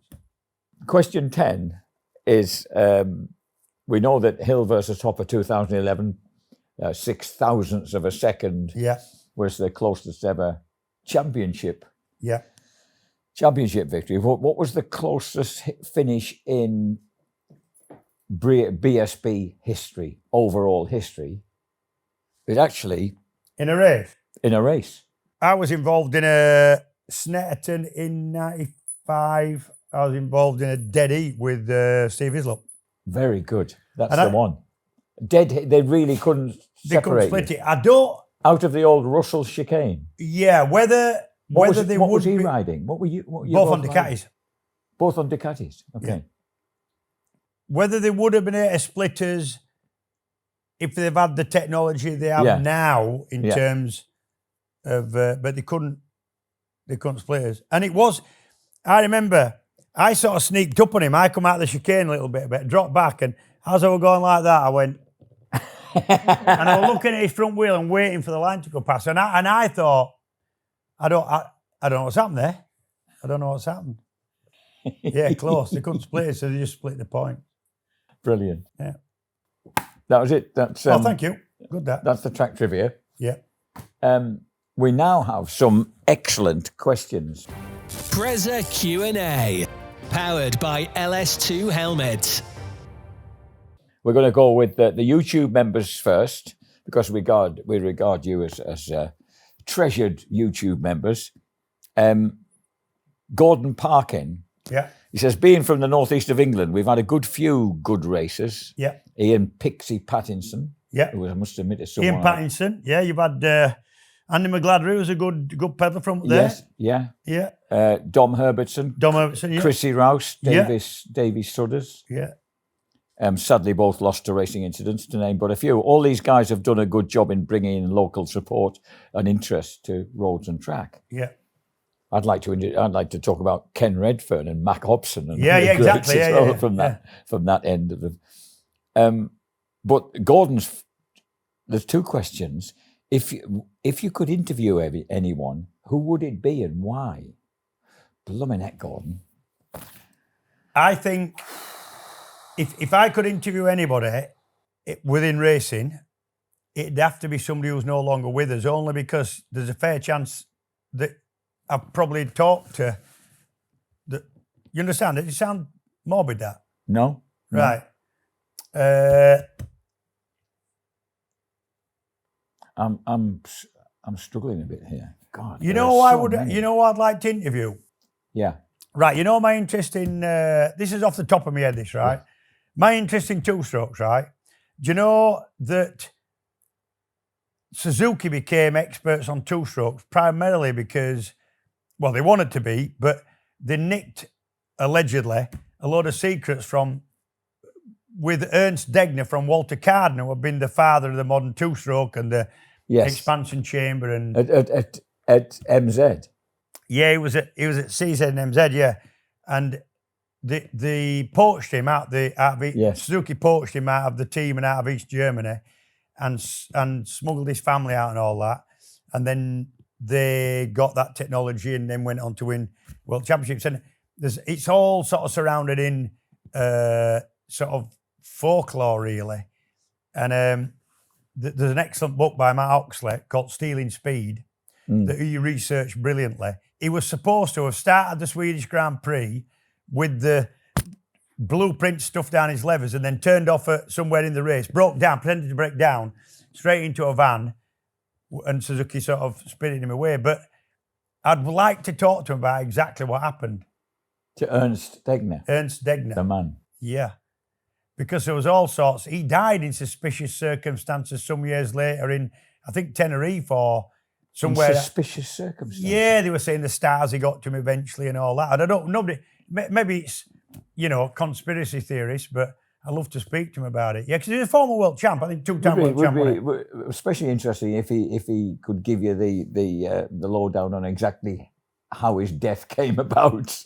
Well, yeah, but yeah. So probably Ernst Degner, or there's loads of people, isn't there? Oh, there's so many. Yeah. Oh, man. Lots and lots of old racers that you. Do you know, the off-road motocross world recently, in the space of a month, lost two of its greatest exponents from the 50s and 60s, Arthur Lampkin and then Jeff Smith. Yeah. OBE. Yeah. MBE. And he... Jeff Smith was 91, and I'd quite like to have talked to him. That was a man who could win on anything. Started out as winning national trials, the British Trials Championship and stuff, became a double world motocross champion, and had a reputation for being a pretty evil man when he needed to be. But I'd love to have talked to him. The other bloke I'd like to sit down with is Jano Saarinen. Yeah.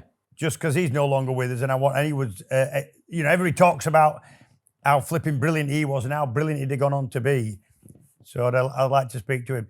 Weird thing for me, there's so many good people in this sport that I've actually managed to have a meal with and sit like, Kenny Robertson, Mick Grant, and I know all them guys. You know what I mean? I know Gardner and Beattie and Spencer, Freddie Spencer, right? Flipping multiple world champ, 250 and 250 and 500 in 1 year. Right? Amazing. Yeah.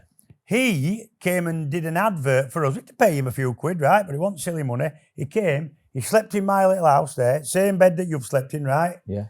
That night, we went to a little Italian restaurant up the road called Mozzarella's in a little village called Marsden.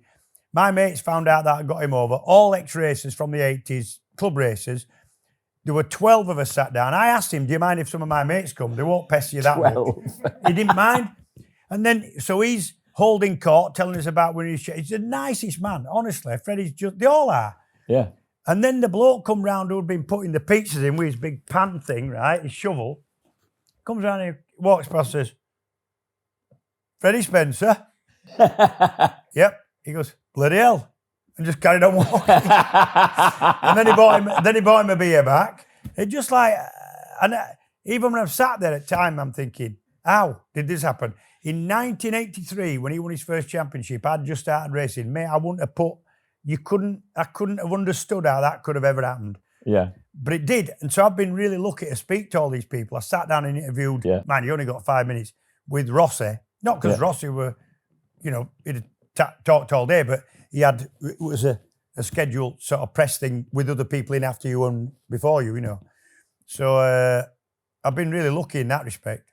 Yeah, I feel like myself. No, you have, I feel like myself. It's extraordinary, isn't it? Right up until McGinley and Dean Harrison at the weekend. Also, Gordon adds, who are your unsung heroes? Unsung? Yeah. Are you sure that piece of cheese went into the tyre? It definitely went into the tyre. Because go on, Sprouty, get in. Climb in, mate. You'll find it. There's no more cheese. Are you sure it went in there? He just had it. Oh, he's just had it. Oh, he can sniff a piece of flipping Cathedral City out of 50 paces, mate. Don't you worry about that. Go on. So, unsung heroes. God. Unsung heroes could be, if it's an unsung hero racer, it's somebody who had a lot of talent and maybe didn't get a chance to show it, or there's a lot of unsung heroes at Paddock who put the money in, put the time in for very little. Some of these questions demand a lot of thought, you need time. I mean, he was a hero. If you look at somebody who didn't achieve what he should have achieved on track, but I would say Anthony Gobert, but he's not an unsung hero. You know, he was He was a hero to many people. He was a genuine hero to a lot of people, because of how he went about it. Somebody you never knew about that put a lot of effort in. There seem to be so many that go back through the ranks of the different limbs of the sport. I had a mechanic called Butch Cartwright who never really got any credit, and he did so much work. He had one mechanic and 3 motorbikes. I was jumping off one onto the other. He worked on them all. He did regularly do 7 days a week, 10, 12 hours a day. Yes. Great mechanic. And the effort he put in was unreal. Well, when you think about mechanics, like there was a Belgian guy called Jean-Marie Hacking, and he was Honda HRC mechanic with André Malherbe, with Jean-Michel Bayle, and just the quietest man who just, the amount of work that guys like that would put in behind the scenes was astronomical. Yeah. And also loved his classic bikes. Big classic bike man.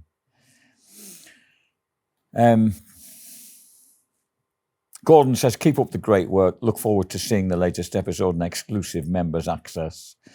Would love to see Mick Grant or Dom Herbertson on podcast. Both brilliant and interesting guys. Absolutely. Yeah. We can definitely get Mick Grant on. All the best, Gordon Hilton Parkin and Cassie the Jack Russell, #1 Sprouts fan club member.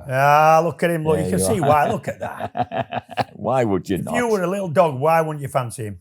Also a YouTube member is Del Whitlam. Hi, guys. Good. New subscriber here. Great podcast. Really look forward to every episode because they're so insightful, and you guys are both so good at what you do. It's a pleasure to listen in. Thank you. You're sounding like flipping Steve Wright. Great show, guys. Yeah. Great show. Yes. Loving the show. Yeah. Anyway, true. Thank you. I have followed Whit's career since his racing days. Always had an affinity because our surnames are so similar. Yeah. And I've loved your commentating together for as long as I can remember. I have 2 questions for both of you. Question 1, do you guys see any parallels between the apparent sudden growth of the Chinese manufacturers and the way the Japanese manufacturers took on the world back in the day? I'm surprised that no one has mentioned the similarities. Absolutely. 100%. I've seen that. Me and my mates have talked about that. My dad was a bit old to have me, really. My dad was nearly 40 when I was born. So my dad was born before Second World War. So he was born in 1940. Yeah. So he's in 1960, he'd be... my dad was born in 1930, sorry. So in 1950, he'd be 20. He was brought up with British bikes through the 40s, 50s, into motorbikes. And he can remember going to these... he went to the TT every year. And he remember seeing Hondas arrive with strange little Japanese fellas, odd little motorbikes. Yeah. And he says, we laughed. We laughed at them. He said, we were laughing in about 3 years when they were just flipping cleaning up. And that was, by the way, that Dino was their 200th race win on the Isle of Man last year. And so I do see it. That my dad's generation saw Japanese as Jap crap. That's what they used to call it. I saw it exactly the opposite. If it were English, leaky, unreliable, old-fashioned, big flipping 4-strokes. So I saw it completely the opposite. Yeah. But actually, you see the Chinese bikes that are coming through. I had a good look round at the bike show at the NEC last year. Nothing wrong with that. The engineering's good. The design looks good. The price is good. The price is good. Yeah. And they're now starting to win in World Super Sport. Yeah. And starting off at the lower classes, but who knows if flipping, he's impressive. And dead right. I'd agree with everything he said there. Good work, Del. Question 2 from Del is death row meals for each of you. Last meal, 3 courses. Well, the weird thing here is, right? You wouldn't have time to digest it and enjoy it, Del. But you wouldn't enjoy it anyway. Because, because you're about to die. Yeah, you're about to die, right? You are shitting yourself. Yeah. So you're not going to be hungry here. I think the death row meal means there's no downside. You're not going to put any weight on. You don't have to worry about eating flipping gluten in your case, or you don't have to worry about having oatmeal. No, it's going to kill you in the time you've got left, right? So what would I have? Do you know, Del? I think my poached egg on sourdough toast, mate. I'm sorry, it doesn't have to be 3 courses. That would probably just do it for me. I'm going just delightful. It's a close call. It'd be either full. Or a really lovely cod and chips. Really best chips and a lovely crispy battered cod. I would go full British roast, as in roast beef, a pork, a lamb, and all the flipping job. Or probably, I do like, and I don't have them often because of all the MSG and flipping, I don't know what else they're putting in to keep you awake, but Chinese. Right. I love me Englishized Chinese because it ain't the same in China. But my crispy duck and the flipping spring rolls and... Yeah, probably go that and then not sleep for a week. But it's all right because I'm getting killed the next day anyway. Yeah, we assume it's the next day. At least I'd still be wide awake for my hanging, wouldn't I? Yeah. And I'd have drunk 4 litres of water that night after my Chinese, wouldn't I? Keep up the great work, guys. I'm really looking forward to this year's BSB Northwest 200, TT, Worst Superbikes and MotoGP, and your excellent appraisals of them all. Good lad. Kind regards, Del Whitlam, Suffolk, UK. Suffolk, lovely. Suffolk man. Next YouTube member is Stu Andrews.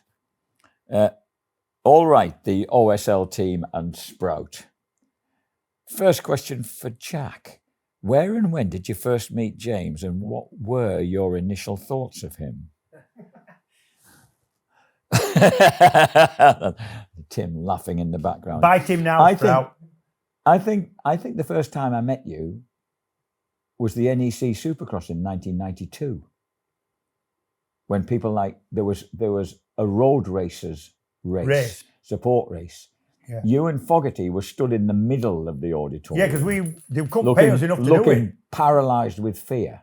And watching, I was not as paralysed with fear as what I would have been if I'd have done that race, because they wanted to pay me decent money for that, Did they? Oh my God! And why didn't? Well, it was the full-blooded track that because it'd have Larry been, Ward and those because were racing around. Because I'd have been embarrassed for my lack of any talent, and I'd have probably crippled myself like that fella, the 250 rider did. Ian, not McConaughey. Ian Challoner. Ian Challoner. Yes. What a flipping superstar. Yeah. He's got his road race helmet on, his levers, and he's on the grid going, and this is you couldn't even ride around that track. No, right? he was vaulting over with his amazing front wheel landing. Doing. I said to him, "Can you have you done this before?" He goes, "No." And unflustered, unperturbed, and spanned himself into next week. And Hodgie won it, I think. Yeah, but Hodgie's done loads of motocross. Yeah. So he had some idea what he was doing.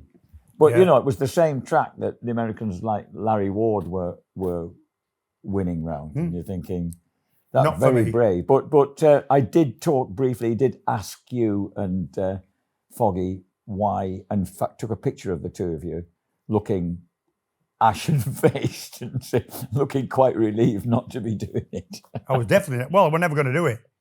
No chance. Now then, Mr. Whittam. I named my eldest son James after yourself, as I supported you from the early 90s, and my wife fancied you in the Pole Boys days, and still does. Obviously never met me. Question is, how do you see the future of BSB panning out with the rising costs and difficulty of getting personal and team sponsorship? Having been involved in a small family stock 1,000 team a couple of years ago and seeing the costs, how can we maintain great grid numbers in the support classes? I don't know. This is coming over the horizon. This for organisers. What I would say is the organisers at BSB have done a really good job of keeping it so that it is as affordable as possible. Motorbike racing has always been expensive, right? It's never been cheap, ever.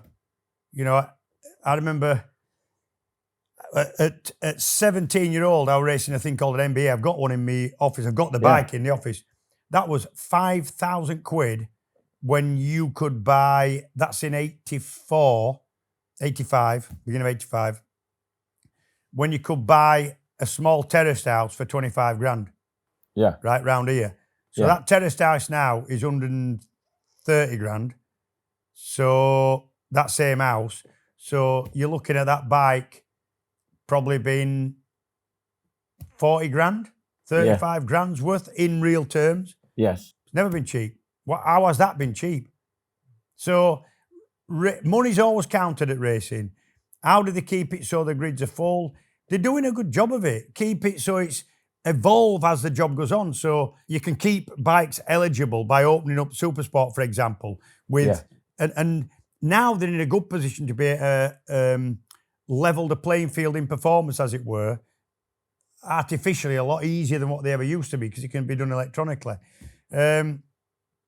Keeping costs down has always been an issue in racing, and there's been several initiatives to keep it under control. I think British Superbike, or the British Superbike Paddock, and the organisers have done a really good job in, as is possible, to keep the classes well attended and people doing them. It's never been cheap on racing. Going back years, I know people have remortgaged their house to keep the kids racing. Yes. You know, going back to 80s. It's always been expensive as racing. And less so than cars. You know, motorbike racing is cheaper than car. I mean, the money they're talking about for a average a drive in a car at national standard is incredible. Unbelievable. So we're doing all right. I think they're doing a reasonable job. That's not to say they're not going to have to keep putting effort in. One of the biggest issues they've got coming at British Superbike is the big class, the Superbike class. Not just cost, but the one thing we can't alter in British Superbikes is the tracks. You can't make Oulton Park into Valencia, right? No. So you're going to have to, if you can't alter the tracks enough to make them, and why would you want to? Because it's in my opinion, better tracks. You're going to alter the bike somehow, or the amount of grip they've got, or the amount of power they develop. Yes. So it's an evolving thing, and racing anything's never been cheap. Something for the future, perhaps. Flipping it. See that little yellow bike there? That's a 1972 TS50, 50cc. Me and my mates all have a 1970s, something similar. Yeah. Either Fizz AP50, Gorelli Tiger Cross, whatever. And we all go out and do 3 or 4 runs a year. And we're all allowed to cheat. There's no cheating because there's no rules. You can do what you want to that, right? So I've got a 75cc tuned barrel. I've got a cleaned out exhaust. I've got electronic ignition. I've got all this stuff, right? Even racing one of them to the fish shop with your mates is not a cheap endeavour. I can tell you. So, racing, you know, somebody's always going to have the money to spend out there. Stuart, I hope that answers that question a bit for you. Lewis Butchart, Butchart. Lewis, I hope that's the right pronunciation. Hello, gents. I'm currently reading Carl Fogarty's book, The World According to Foggy. It's been a hilarious read so far, and I've particularly enjoyed the anecdotes about James. My question is, are you still good friends with Foggy? And is there any chance you will get him on the pod at some point? Right, still good friends with Carl. Don't see him as much as I think either of us would like. Occasionally he'll give me a ring and say, what are you doing? Do you want a meal? Are you about this Saturday? And I'll go over, we'll have a meal. He's got a brilliant playroom. He's got some of his motorbikes around. I mean, I've got some motorbikes lying about, but he's got World Championship winning motorbikes lying about. You've been up there. Yeah. And he's got a nice little bar, big telly, big sound system.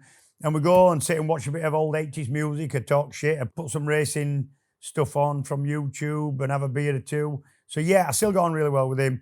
Don't see him as much as I'd like to or he would like to. We generally, at least once a year, we'll do a bit of a trail ride to Spain, maybe. Would I want him on the pod? Yeah, we do, and we've been asking him. And I can't say no, but Carl don't generally do a lot of things like this. I think in this environment, with me and you especially, he'd be really good because he could relax a little bit and don't hold your breath, but we're working on it. But yeah, I'm still good mates with him. Yeah, He turned up. He turned up at the annual Easter egg run at New Brighton. Yeah. The weekend before Easter. Yeah. And when I went down to see my mates there who were preparing to set out, the whole place was full of masses of motorcycles and motorcyclists and wonderful. And they said, "Oh, but Foggy's been here." Yeah. Foggy's just left. Yeah. But that was from the Seaside Cafe on the seafront. Yeah. Really?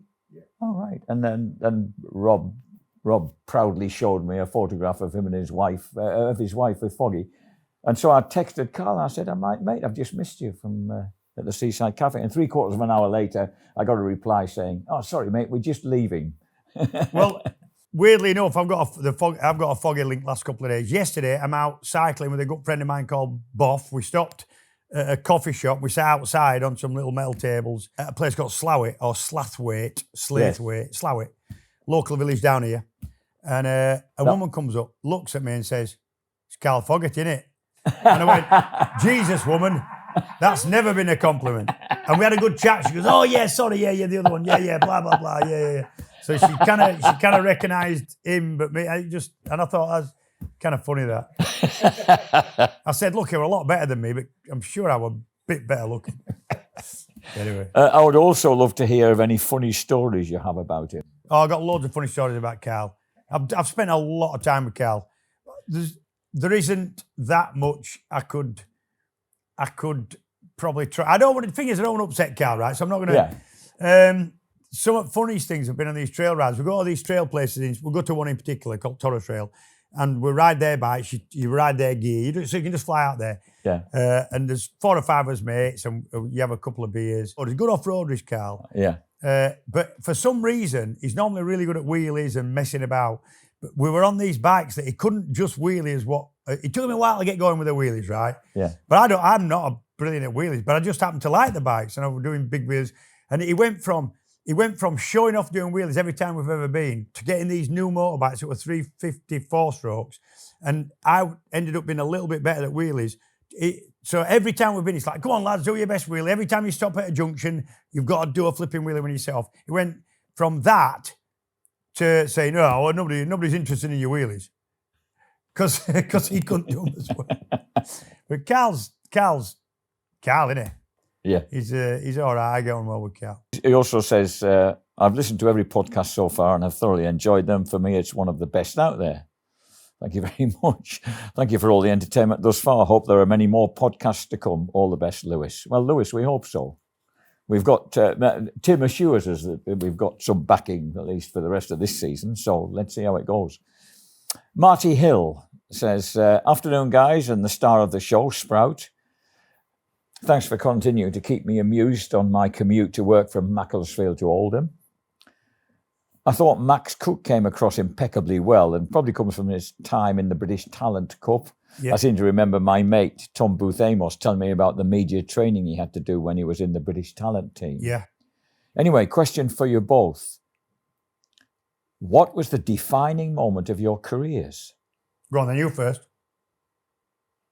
For me, Marty, I think it was probably the day I got a phone call from Simon Reed at Eurosport saying, "I want you to start commentating World Superbikes for us next March," or something, I think was the first round. I'd only days before, I'd been to take a photograph of Carl and his dad, George. They were outside Oulton Park, where Blackburn Rovers play. Yeah. They'd just been doing a little session in the gym, apparently. And just been photographing them for Bike Magazine. Can't remember exactly what it was for. I mean, for Bike Magazine, for some little article in there. And I just received that phone call, and Carl said, he recognised the voice and said, "You're the guy who does the motocross commentary on Eurosport, aren't you?" I said, "Yes, and I've got bad news for you. I'm going to start doing it on World Superbike as well come next March." And that was when I first met him. And but it was probably a defining moment, at least a defining moment in my career. Mine would be, I think as an ex-racer, you've got to look at your good rides, haven't you, I suppose? Yeah. Defining moment, probably the one I remember, because it was unexpected, was first ever Supersport World Championship round I ever did at Donington. You were commentating. Yeah. Jumped on the bike, never seen it before, standing in for an injured Maya Marigale, and somehow ended up winning it. And for the last half of the race, I knew we were going to win it if I didn't fall off. And I was going around thinking, I don't know how this has happened. I don't know. Either these Supersport bikes are easier to ride than I thought, which they weren't, as it turned out, because I rode one a lot afterwards. But Yeah, probably that. In front of a home crowd. It was and we'd played the night before with a band, and they were all stood on the Po Boys band van at the S's, and I saw them coming every time I'm coming into Foggy S's. They were there waving at me as I came past. Yeah, amazing feeling. Yeah. It says kind regards from Marty Hill, who is the Manchester 17 Motorcycle Club secretary. Manchester 17, good club, trials club. Yes, I knew you. Yeah, I knew really you like that. I have a couple of mates who ride with them on a pretty regular basis. Andrew Walker says, hello, chaps. Still enjoying the podcast. Still putting up with the podcast. So keep up the good work. What was Jamie's favourite section of racetrack? And was there anywhere he felt unbeatable? And he as an afterthought, he said, I always felt James was really fast at the chicane at Assen, whether on a superbike or even when he raced the Modenas there in 500 GP. He always seemed to make up time through the chicane. Yeah, I love that chicane. Mainly because it was kind of you have to muscle through, really, which I felt I was all right at. Also, it was pivotal to getting quick on the brakes, and I always felt braking one of my strong points, really. Used to like Monza Curva Grande, so out the first chicane and then into that Curva Grande, and on a super sport bike, Neil on a super bike's absolutely full nail. Yeah. Ba ba ba ba, and then turn in. And you always like the bits you think you're better at anyway. So doesn't have to be a particularly interesting bit of track. If you're good at it and you can gain a bit of time there, obviously you're gonna like it. But yeah, I did the Assen chicane's iconic, and I did used to enjoy it, and I felt like it probably served me well, But then he says, secondly, interestingly, Andrew, in contrast, was there a reason why you didn't click with the RC30 in 1990 when you rode for Honda Britain? I mean, I couldn't put my finger on a reason, otherwise we would have fixed it at the time, wouldn't we? But the RC30 had been developed around mainly Americans and Australians who have wanted a lot of weight up front. It had a fairly heavy front end bias. I didn't like the feel of that. I think I joined a team that was finding its feet. It was the first time Honda had been run out of, away from Chiswick. Yeah. And it was the first year it had been run from Neil Tux's place. So I think that was I'm not blaming him at all. That, Foggy was on the same bike that year, didn't really excel, but he definitely did better than me. It's fair to say. Just didn't click with it. And I've tried my best. I tried to work on why. We were on Michelin tyres, which at the time were good, but they were more difficult to find the limit without falling down than the Dunlops were. I think that was a factor. So I think several things, really. But I definitely didn't click with it. Still to this day, if somebody says, these word association where somebody says salt and you say pepper without thinking. Well, if somebody says RC30 quick enough, I'd just say Surgical Spirit, because I spent my life smelling like Surgical Spirit when I was a fucking skin missing everywhere. It was hard work, that. And he does say, Andrew says, and lastly, if you have time, do you secretly love it when the journalist that did a test review of all the British Superbike main contenders at the end of the year in 1992, he totally panned the Suzuki you raced and said he had no idea how you got the results you did on it compared to the competition? Yeah, do you know what? The weird thing is... Which journalist was that? I'll tell you who did the riding was a bloke called Graham McGregor. Australian, making his life in... He actually married... He stayed in Britain because when he came to race here, doing Grand Prix and stuff, in the 80s, he married Neil Tux's sister, right? Okay. So, but then he was doing a bit of journalism, doing a bit of riding and writing. He was quite a rider. He was a brilliant rider. And he didn't rate the Suzuki. He rode them all. So he rode the Loctite Yamaha, he rode our Grant Suzuki, he rode everything, right? And I read it afterwards, I laughed my head off. It sort of validated what I've been saying. The bike wasn't competitive, right? The Suzuki didn't have a bike out that you could actually make competitive that year. It goes in, swings and roundabouts, innit? Yeah. I kind of felt all year what he said at the end of the year. He was so dismissive about the bike. He said, Suzuki by far is the worst bike of these 5 that I've tested. Yeah. Whittam had some season doing what he did on that bike. That's what he said. Yeah. And I never spoke to him about it. I never spoke to him since about it. But that what he said and what the other people on track, like Reynolds and Rob Mack and people like that, Hislop, what they saw of me on that Suzuki is definitely what got me the fast orange YZF Yamaha the year after in 93. Because Rob Mack said, you could tell that you were overriding that Suzuki and you won't have to do. That's what he told me. And so it's hard to tell yourself, because riders complain, if they're not winning, they complain about the bike anyway. And it might be a really good bike. I felt like I didn't have the bike to do the job on that year. But when he said that, yeah, bloody right, I didn't secretly enjoy it. I flipping openly enjoyed him saying that. Yeah. It wasn't Mick's fault and it wasn't Suzuki's fault. It was just not a competitive bike that year, yeah. Kind regards, Droog. The bike, we always had, me and Mick and Butch always had a nickname for our bikes. We called one the teapot, because in profile it looked like a little bit like a teapot. That was a GSX F600. But the 92 Superbike that he's talking about there, nicknamed, it was a really long bike with a really, we called it the ironing board. That's what it was the ironing board. If you said to Butch, the ironing board, or when I look at a picture of that bike, weirdly.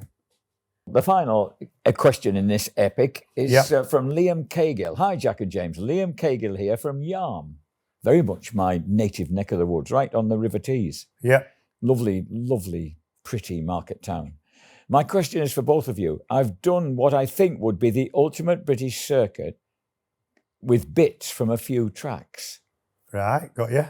So Sector 1, Silverstone, start, finish Copse, Maggots, Beckett's. Sector 2, Brands Hatch, Paddock Hill Bend, Pilgrim's Rise, Druids, Graham Hill, Cooper Strait and Surtees. Sector 3, Donington Park, Oulton Park and Cadwell Park, with Craner Curves, the old hairpin from Oulton, Knickerbrook, Clay Hill, Water Tower, Druids Corner, and Cadwell, the mountain. That has to be in everyone's list, surely. Yeah. The fans love to see a superbike flying. Hall Bends, hairpin. And Sector 4 is Anglesey and Croft. Corkscrew. Does Anglesey have a corkscrew? Yeah, brilliant. Yeah. Not on the big circuit. It's on the sort of national circuit. Okay. Yeah, brilliant. Really good, actually. A corkscrew and bus stop. And then from Croft, complex. And to finish, the famous Croft hairpin bring us back down Silverstone. Yeah. And the gentleman we have... Oh, God, we have here... Look at that, look. The British Superbike Dream Circuit, which is 7.2 miles, 11.6 kilometres, 23 corners, 4 sectors clockwise. Now then, here... So what we have here, look, is the red sector. We'd start finish here. The red sector, Copse, Maggots, Beckett's from Silverstone. Yeah. And then Brands Hatch. Yeah. Round to the green sector, which brings in Craner Curves, the old hairpin. And we've got Cadwell Park in there as well, with the mountain.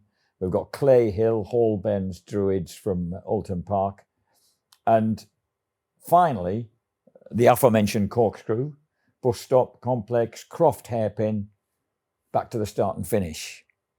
My question is, what would your perfect use case circuit be? What he's asking is, pick your favourite bits of every BSB track, I think, and then stick them together. Yes. What you've got to remember is, though, sometimes a good part of a corner is because it's after the corner before or going into the corner after. Yes. You know what I mean? A lot of corners taken in isolation wouldn't... A lot will be good, but a lot wouldn't be the way they are now. Can you imagine Cadwell Mountain if it didn't have the big swooping sort of second gear left and right before it? Yes. You'd be in it, you'd be going in, you'd be doing 180 mile an hour, then having to slow down to whatever you thought would be survivable. Or trying it at 180. Not. So one's going to directly affect the next. Right, so what do I like? Right, Cadwell, you've got to have the mountain. But you've either got to have all the mountain section.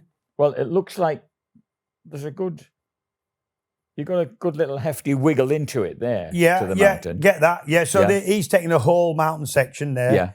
Yeah. So mountain section. The mountain section isn't brilliant. It's only the mountain that's different. Yes. Other than that, it's just kind of quite a flowing little chicane. So, but I would have the mountain, yeah. I'd also have from Cadwell, one of the best bits of any track, and scary, is Chris's. Oh. So Chris's into the gooseneck. Yes, yes. So easy to get wrong. Yeah. I do a lot of instructing at Cadwell. It's one of the best circuits you can ride, but the reason is because it'll bite you on the ass if you don't take your time and learn it. Yeah. And learn it properly. And that's the section that catches people out. It sucks them in round Chris's, and then they can't make the tightened up bit and gooseneck. So I would say Chris's curved gooseneck and mountain at Cadwell in no particular order. I don't know how they'd fit together. Oulton Park, definitely hilltop. So out of the top chicane over hilltop on a Yes. superbike, that's brilliant. Yes. Right, it just floats over the top there. And then you've got the scary druids to come. Yeah, and also Clay Hill. Yeah. Clay Hill, just the way the thing... so hilltop, down towards Hizzy's, into the old... you see, you mean that bit. And in then my out- opinion, yeah. I know why they put Hizzy's chicane in, Yeah. but Knickerbrook was better before Hizzy's chicane. Yes. To ride, it just wasn't better if you fell off. The old Knickerbrook and then up Yes. Clay Hill, where the That must thing have been just fantastic. floated, but on its Yeah. side. Yeah. Brilliant. So that's Oulton. Brands Hatch, you got to put Paddock Hill in. Yeah. Because that is, every time you come up to it, I and like the fingers. you just, you don't know quite what's going on every single time you go into it. And especially if you're with a group of people, Yes. a group of riders. The other point that brands I would go with is probably the sheen curve that isn't, it's like, again, that's the bike almost takes off on its side and then lands. Yes. So I go with sheens. That's changed over the years, but they changed it and it stayed as good. Oh, So that's you reckon? really good. It used to Okay. be, you used to have to almost, it used to be almost I was a going to chicane. say I'd like the original one. Yeah, they're both The good. choice. Yeah. Both really good. So that's brands. Snetterton, got a bit Bommel. The Bommel at Snetterton's, he's flipping brilliant. Yes. And again, another one of them where you're a bit dry-mouthed Yes. going up to it sometimes. And into Corrams. Corrams after it is fantastic as well. Croft, I go for bits of track that don't exist anywhere else. And there's a part of Croft after you go around Tower at the end of the back straight. Used to be Yes. start and finish straight, that actually. You go into what is a fourth gear left and right. And that was the bit I was going to go It's called Jim Clark S's. Yes. And With the trees hanging it's around. just flipping. Your bike's going that fast Yeah. that you don't want to turn. Motorbikes develops. So when your bike's going slow, you can do that with it. It wants to go on its side. When it's going fast, you've got to go from there to there, but you've got to be really accurate, really. It takes a lot of force, a lot of counters to you. So Jim Clark S's, I think. What about Knockhill? Is there anything at Knockhill? Knockill's got luck. The whole of Knockhill. I could go forgot in. how good Knockhill was. I didn't race there for years. Then we started doing track days there. I forgot how good of a track it was. It's short, intense. You almost get dizzy doing that many laps. A bit of Knockhill I would go for is, so turn 1, turn 2, turn 3, and then down into turn 4. That way it's just dropping away. You saw a couple of people have eye-sided there big time. One of them's Haslam and Rory eye-sided there, I remember. That, I don't know what it's called, Duffus Dip maybe? Yes. Anyway, Yeah. it's just flipping brilliant, but frightening. Thruxton, Church. Didn't anywhere like Thruxton anyway, but Church is, when you're going that fast on a superbike, it's just flipping, you can't imagine how thrilling and frightening it is in a good way. Mallory's Jerez, if we're counting Mallory. Donington, did you include? Not Donington. Yeah, it's got to be Crane of Curves, hasn't it? It has really. I agree. Crane of Curves just flipping from Hollywood to Crane of Curves. Bikes on its side, bikes moving the whole way around. Again, loads of gyroscopic, so you've got to be really accurate. So, yeah, pretty fast stuff for me, I must say. Yes. I think mine would be a fairly high speed average track. speed. Yeah, I do, yeah. Rather like the Isle of Man. Yeah. So, Liam, I hope that's given you a bit of an answer to that. Well done to him, by the way. I know. I think that's a tremendous little Yeah. achievement there. That would be quite a layout. I wonder when we could get it done. 7 mile round. Okay. Love the podcast. Keep up the great work. And he says, can you give a shout out to my dog Rossi? Tell Sprout, my sausage dog Rossi, said he loves listening in, and he also has a Metzler bed. Oh, there you go. Good man. Well done, Rossi. Now, listen, we've also got, I'm informed by our producer, Tim, we're asking for your suggestions for a World Superbike equivalent. Right. You know, your favourite World Superbike. Bits of. Yeah, brilliant. Making up a World Superbike, circuit. And the winner of that would get free tickets to go to Donington World Superbike. Yeah, courtesy of Motul. Courtesy of Motul. Yeah. Been brilliant, by the way. We get vouchers and they don't want, quite happy for us to sort of crack on. So well done, Motul. Thank you. Yeah, so that would be on 12th of July, is it, mate? The 12th of July, that...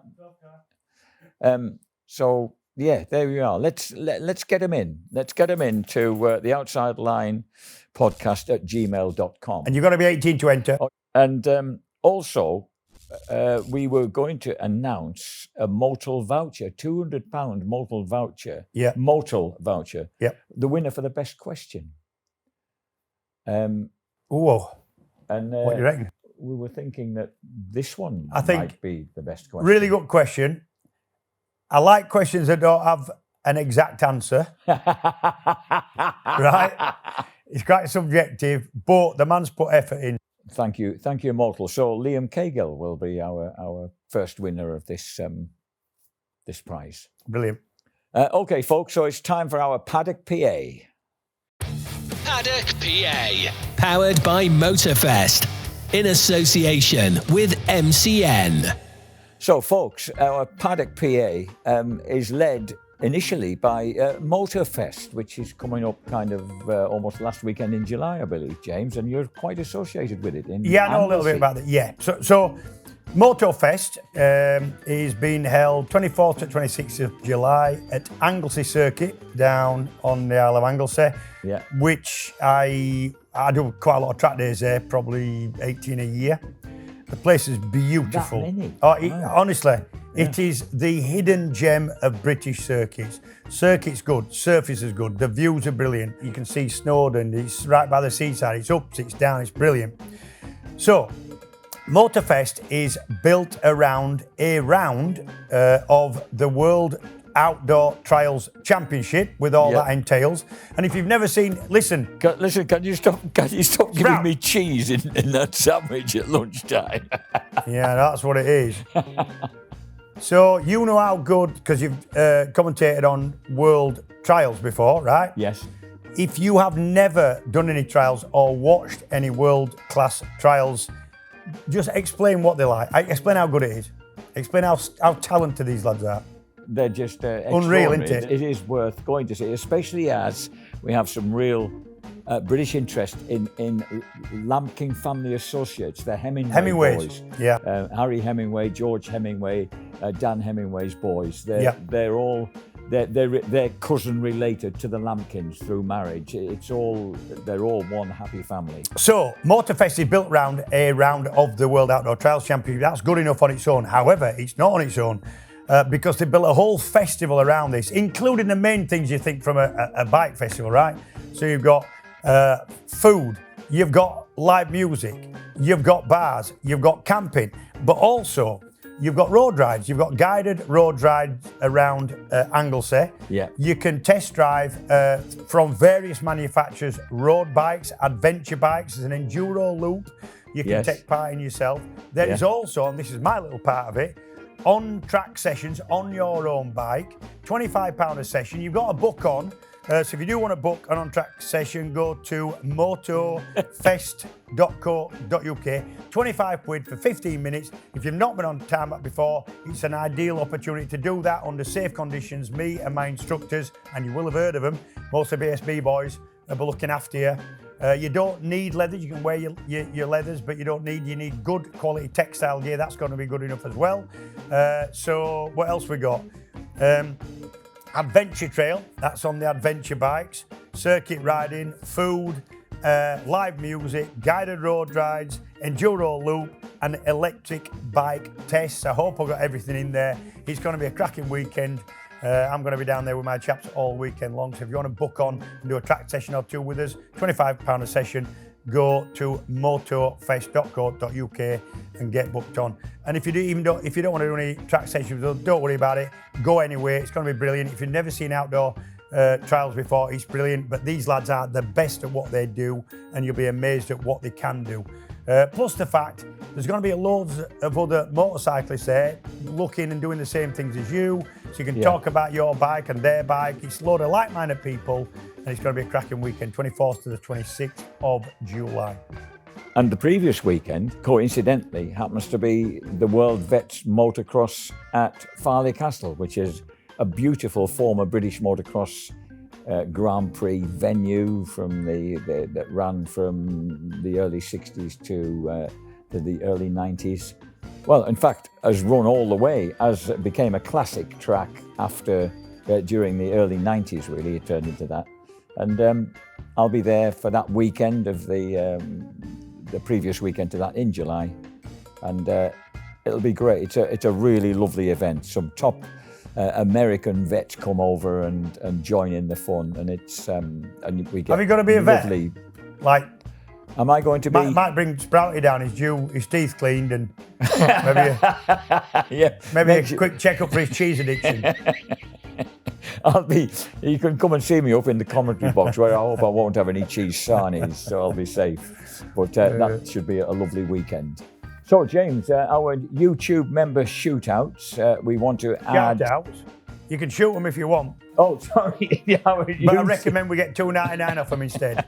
At least if you're going to shoot them, let's get the money first. Get the money first. Yeah. YouTube member shout-outs to Paul Harding, Robert Halsall, Gasoline Garage, at Cower Triple, Neil Ramsey, at Big, BIGG _Nige. Big Nige. Big Nige. Yeah. I wonder if that's Nog on our allotment site.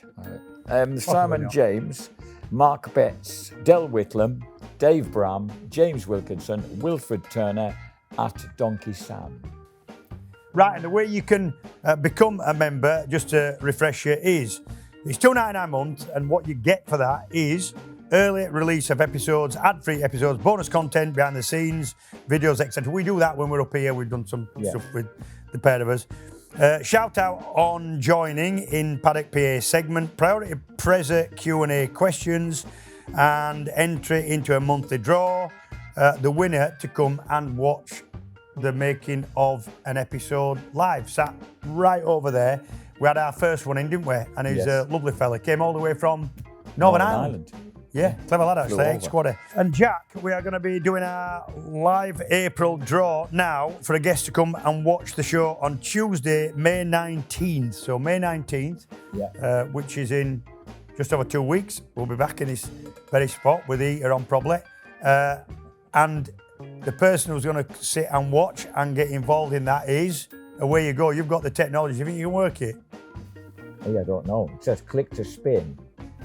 It's working. And it'll give you a name.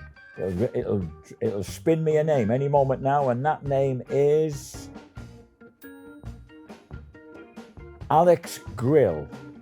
What a great name, Alex Grill. Alex Grill, right. Well, you need to email us now, and we will ping you all the details you need to come and help us and watch us. The Outside Line Podcast at gmail.com. Yep. Do that, Alex. We'll see you there. I'll see you here. Yeah, right here at Huddersfield International, mate. That'll be in a couple of weeks' time. Yeah. And, well, until then, I think it's goodbye from James. It's goodbye from me. It's goodbye from Sprout. And we'll see you then. Also, weather's looking up. Get your motorbikes out and do some flipping riding.